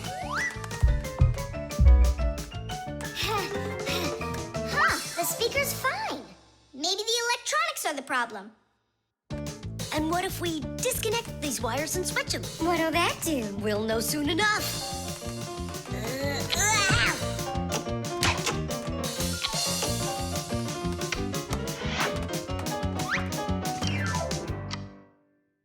You know what? Why don't we connect the wires straight together? Isn't that dangerous? We'll find out. Don't worry, nothing happened yet. Fire. He's the engine of our class. He's the fastest, the nimblest, and the bravest. Fire never sits still for a second, and he's always looking for adventure. New ideas just burn in his head, and that's why his name is Fire. But not all of his ideas are very good, so he's constantly getting bumps and bruises. He just can't help getting carried away. If he's burning with an idea, he can even forget about his classes at school. Grandpus punishes him for that. But it doesn't seem to bother Fire, because some new plan will pop into his head the very next second. To be honest, Fire's my favorite out of all the boys in our class. It's sure never boring when he's around. Hey, you down there. I figured out why it's not working. So what's the reason? There's no electricity in the whole house. So that's why the bell isn't working. And what? We can't visit like real guests do until the electricity comes back? And when will it work again? Don't know. It could possibly take hours, guys. Oh, it's working again! Enough ringing! Hey, Fire, quit fooling around! He's not fooling around! It's not me, see? Then who's ringing it? I don't know! Well, I know. The doorbell's ringing because Fire connected the wires together. True, but I'll fix that right now. Ha! Your guests sure are noisy. Yeah, thank goodness the humans aren't home right now. Hello? Hello there, dear guests. Let yourself into our home through the keyhole. So, should we go in? Go where? Go inside. Nah, that's not how guests act. So what do we do? Real guests always ring the bell. Okay, hold me tight. Hup. GPS.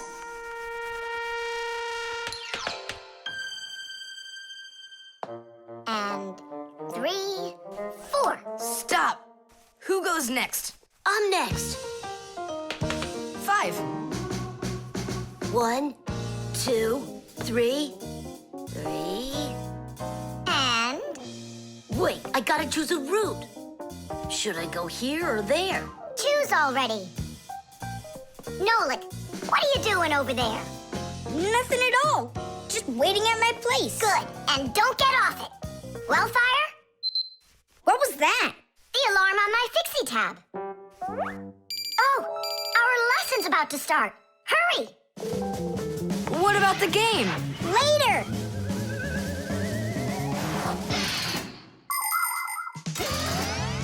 As soon as young Fixies enter their first year of Fixie school, everyone gets their own Fixie tab. It's a little computer that can do anything at all. Well, almost anything at all. Studying with a Fixie tab is fantastic. You can read it just like a book and write in it just like writing in a notebook. You can use a Fixie tab to listen to music, watch movies, find your way around, and talk, text, and send letters to your friends. And if you want, you can use a Fixie tab to go on to the internet that humans use, or you can visit the secret Fixie internet, where you can find news about the world of the Fixies. And Fixie tabs have games on them, too. Of course, these games can be a lot of fun, but you shouldn't play games until your homework is all done. Faster, or we'll be late! I know a shortcut we can use. This way.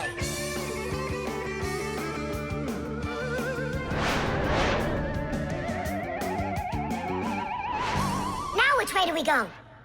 I need to remember the route. I think it's this way, or it could be that way. Well, which is it, this or that? I have no clue. Uh-huh. So what's our plan? We'll go back and start again. We flew in from there, right? No, I think it was there. That's not how we flew in. It was there. I think we're lost in here. Uh-oh. Nolik, stop the panicking. I only went uh-oh. I'm not panicking yet. It's your fault, Fire. I know a shortcut. Go this way. How are we gonna get out of here? How do I know? All I know is that we're late for our lesson. Thanks to someone. It wasn't on purpose, I swear. Now Grandpus will punish us. What's going on?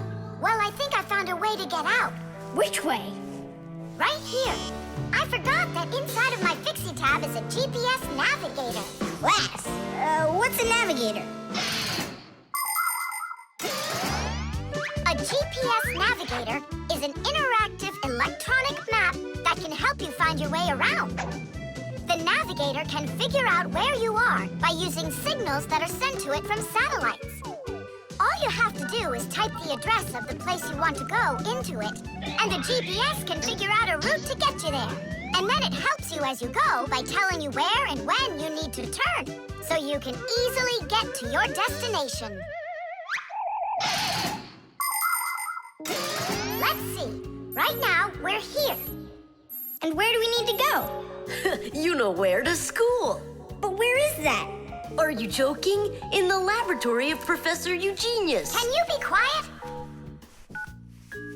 Where do you want to go? The laboratory of Professor Eugenius.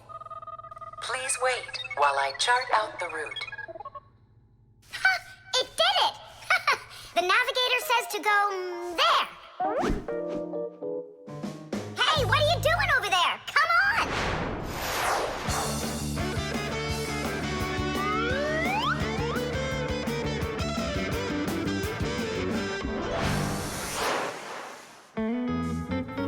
And if you happen to go off route, the navigator will give you a different way to... Well, you finally made it. Unfortunately, you missed an important lesson today. We got lost. Forgive us. In case you're wondering, we were studying navigators. And you know what? We just used a navigator to get here. Yeah, it showed us the way we had to go. Well, that's certainly quite lucky for you, because now you don't get an F. But from now on, kids, you have to get here on time. I promise you that. Because now we know where to get our shortcuts from. Modeling clay.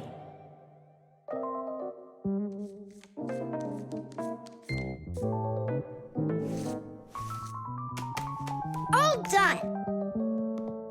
Simka, take a look. I've got my own pack-a-mat. Now look at that. A pack-a-mat made out of modeling clay? But this one's my own, and it looks just like a real one. Okay, you're right. It really does, Nolik. Simka, Nolik, what's up? Hi there, Fire. Want to play some tag with me? I really wish I could play tag, but unlike you, I've got tons of work. Yeah, like what? Well, a bathroom hook fell down. Tom Thomas broke the lamp on his desk. The aquarium has a tube that's leaking. So go and play. I have to get a pack-a-mat. Oh. I wish I could play tag. Hold on. Nolik, you've got a pack-a-mat. Uh-huh. Although I gotta say, it looks a little strange. That's because it's... Let's fix everything before Simka with your pack-a-mat and my Fixie board. This'll be great.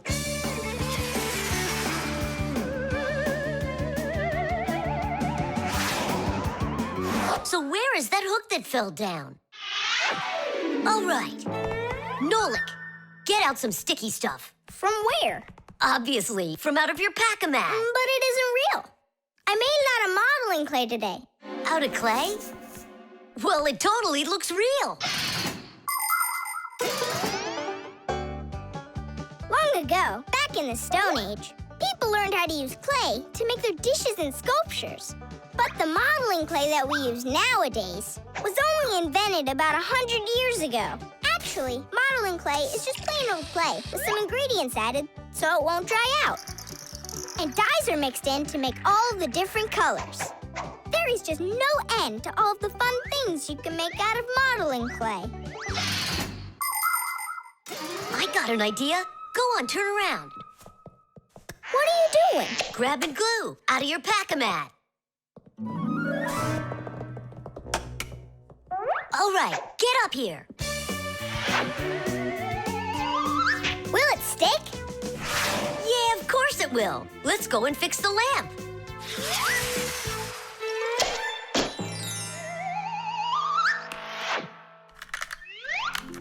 We can't fix this without a real pack-a-mat. Yours will work just fine.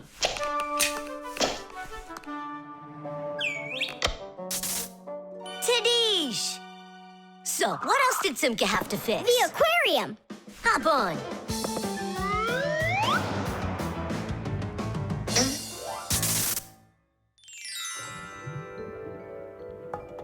Well, where's that leaky tube? Here, it's leaking at the joint. Yeah, this tube is gonna need a lot of modeling clay. Give me the rest of your pack-a-mat. Sure. And here's a souvenir. They're all done. What's all done? We already fixed everything. And what did you fix it with? Modeling clay. Ha! Modeling clay isn't gonna hold anything. Well, I say it will. Wanna bet? All right.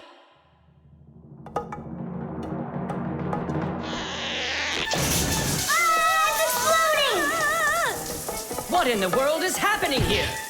Flooding water! You just do as I tell you, without panicking.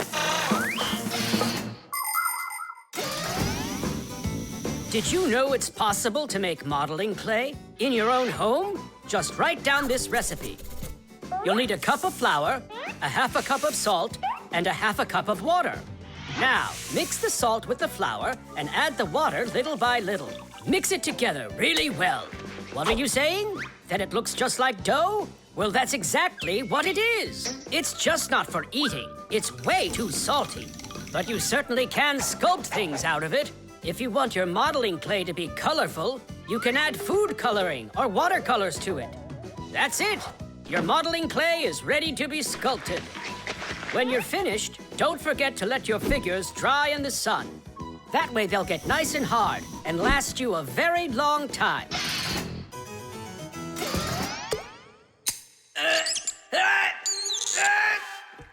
Phew. We almost didn't make it. And did you fix the lamp with that modeling clay? Uh-huh. And the hook, too. That was not a good idea. But it was really quick. Hey, that's true. That's why I want to give a medal to you. You're heroes. For real? Of course you are.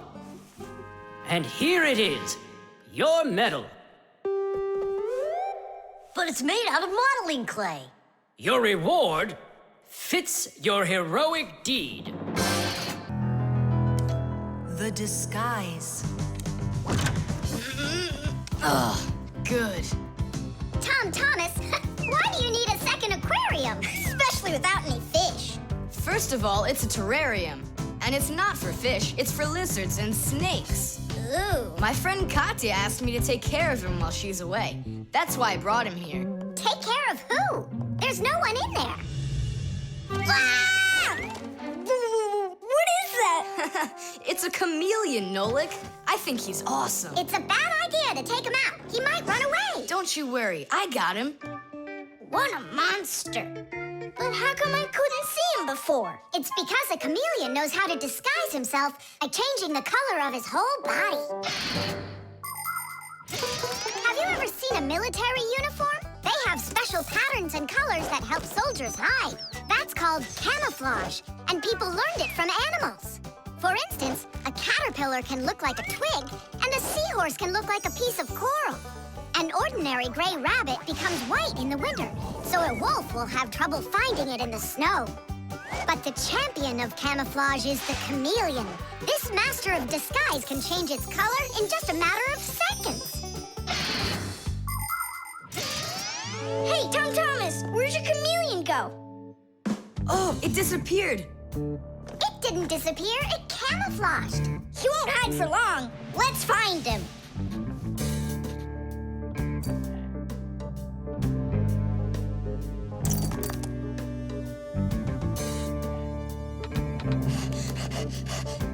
Chusaka, have you seen the chameleon? Where is he?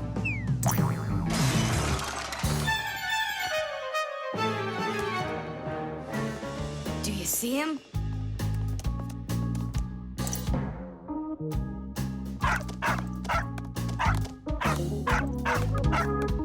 No, he's not gonna let us catch him. We're gonna have to trick him into coming to us. Uh-huh. We can set a trap with something that he likes. What do they like, I wonder? What else? They're food. And what do chameleons eat? Well, like flies or caterpillars, roaches. Where's the fly gonna come from? Well, what if... What?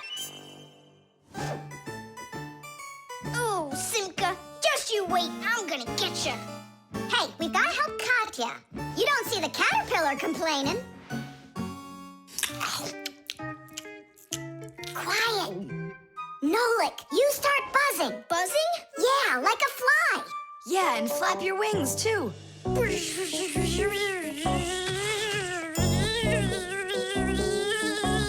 Simka, how long do I gotta keep doing this? Until the chameleon shows himself. Just keep buzzing.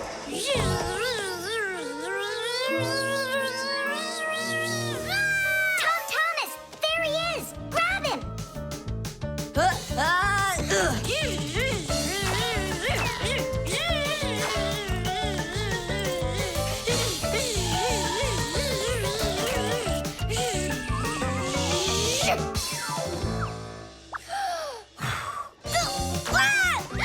Let go of my brother.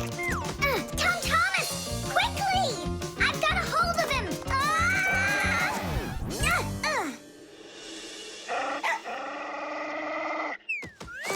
Yep, I gotcha.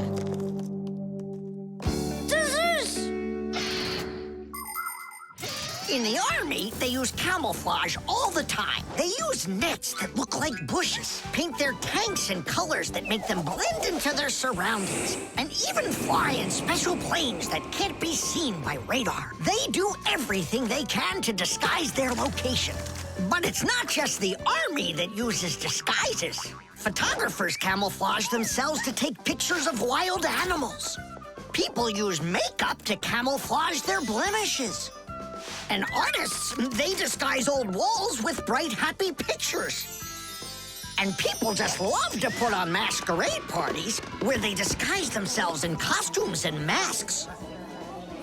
And of course, Fixies have their own great disguise. Remember? Well, what is it? Now he won't run away. So, Mr. Master of Disguise, what are you gonna say now? If only I could disguise myself that well. Nolik, what are you talking about? You know how to disguise yourself 100 times better than him. Ah, you're right. Hey, chameleon, look and learn. Here's a real disguise.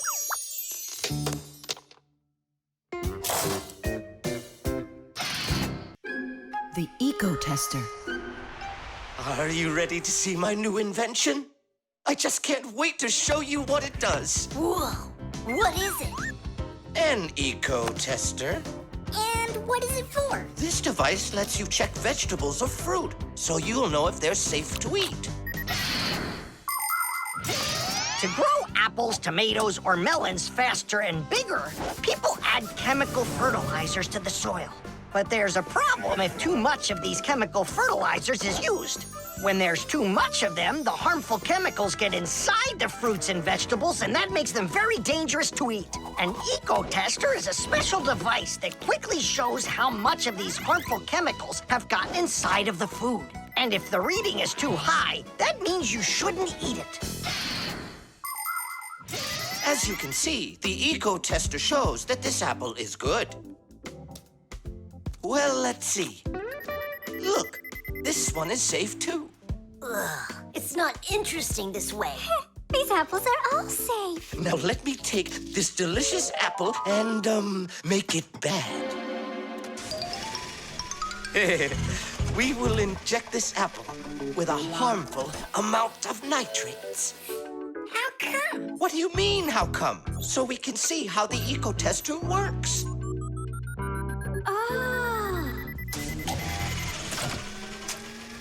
Whoa! Aha! So you see, the eco-tester clearly shows this apple is poisonous and can't be eaten. Is it only for apples or for any kind of fruit? Any fruit or vegetable. I can get a watermelon to show you.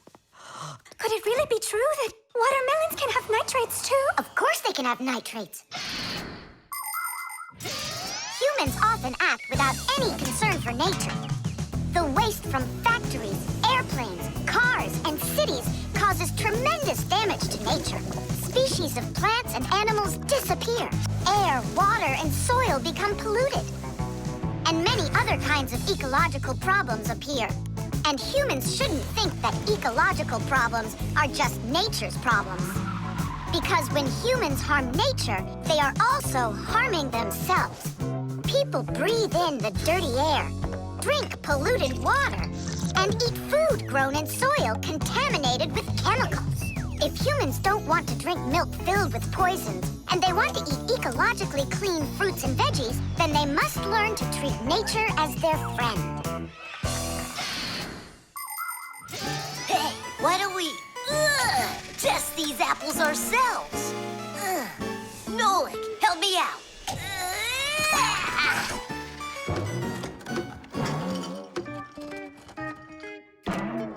Oh, it rolled away. I don't care. That apple's poisoned with nitrates. Oh, apples.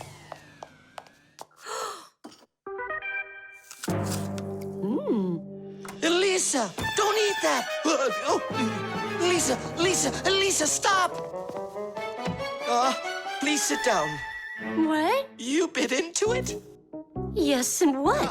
Oh no, it's poisoned. What? Do you have trouble talking?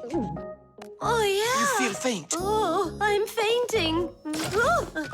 Elisa, hang in there. What? There's no poison in that apple she ate. Oh, my assistant. Oh no, I've poisoned her. Oh, Lisa, please. There was no poison in that apple. Oh no, he didn't hear us. What should I do? I know how to make him hear. Hello? It's an emergency. It's a case of poisoning. Not me. I poisoned someone. Yes, with an apple. Fire. I mean, poison. Oh.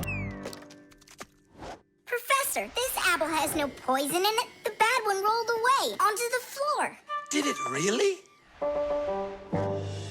This is just fantastic news. Can you see me, Elisa? I can't see anything. How's that? I see you. I can see you. I can see again. I have great news. There's no poison at all in this apple. Are you sure? It's perfectly fine. Here, take a look. The eco-tester shows that there are no harmful chemicals inside. It's wonderful news. This is one excellent apple. And nutritious. This appliance of yours is simply wonderful. Now she'll say he's a genius. Professor, you are a genius. Thank you for saving my life. Oh, it was nothing. Actually, it was Nolik. He saved her life. I did? Dropping the watermelon was your idea, wasn't it? Ah, you're right. I saved her life. The Fixie phone. Tom Thomas, Huh? Try to guess what we have with us. You guess what I have. A banana. A race car. No, not that. Chocolate. A pair of socks. Ha! Do you give up? My dad bought a new phone for himself and gave me his old one. He said I can keep it. Oh, wow. And what have you got? Look! Ah, you got a telephone too. It's better than that. This is a Fixie phone. Papu's got himself a new Fixie phone. And he gave this old one to Simka. And can you make calls on it? Take a guess. Come on, let me show him.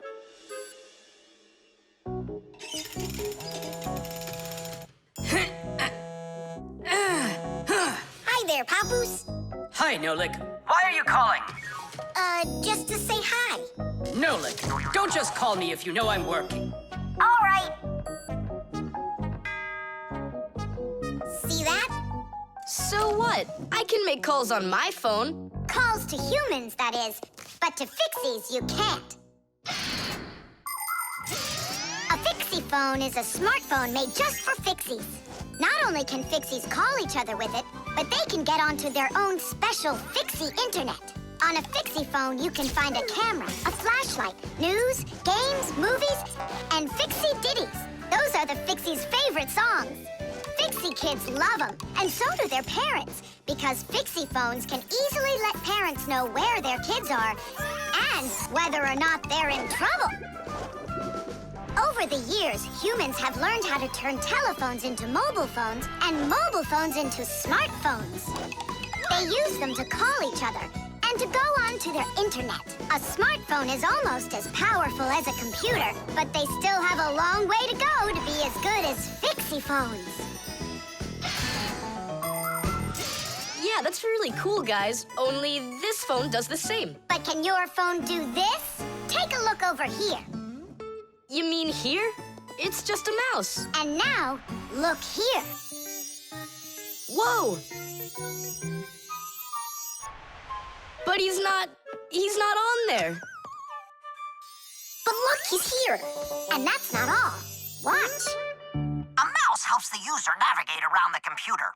And when we move it... You get it? No one else can see the Fixie except for you. And he can help you. Super! Oh, it'd be great to have my own Fixie phone. What are you talking about? You're not a Fixie. What a shame. I'm off to school, guys. He gets so upset. He even forgot to take his phone. I have an idea.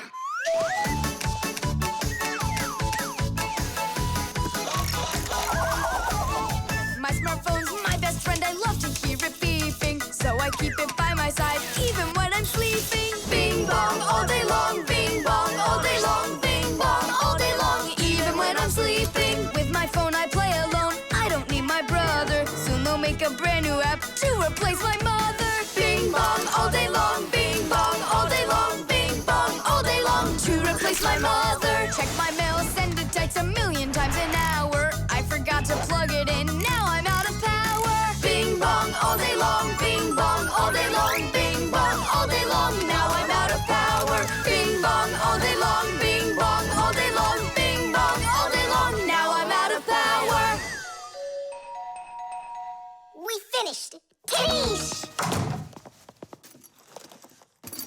look, it's a... Surprise! Wow, this is great! Now I've got my own Fixie phone. It's just like you've got. Well, pretty close. Tom Thomas! Tom Thomas, let me use your phone to call myself. I need to find my phone. Oh, wow. You've changed everything in here. Where am I? I guess I'm Papoose. Huh, what a funny name you came up with for me.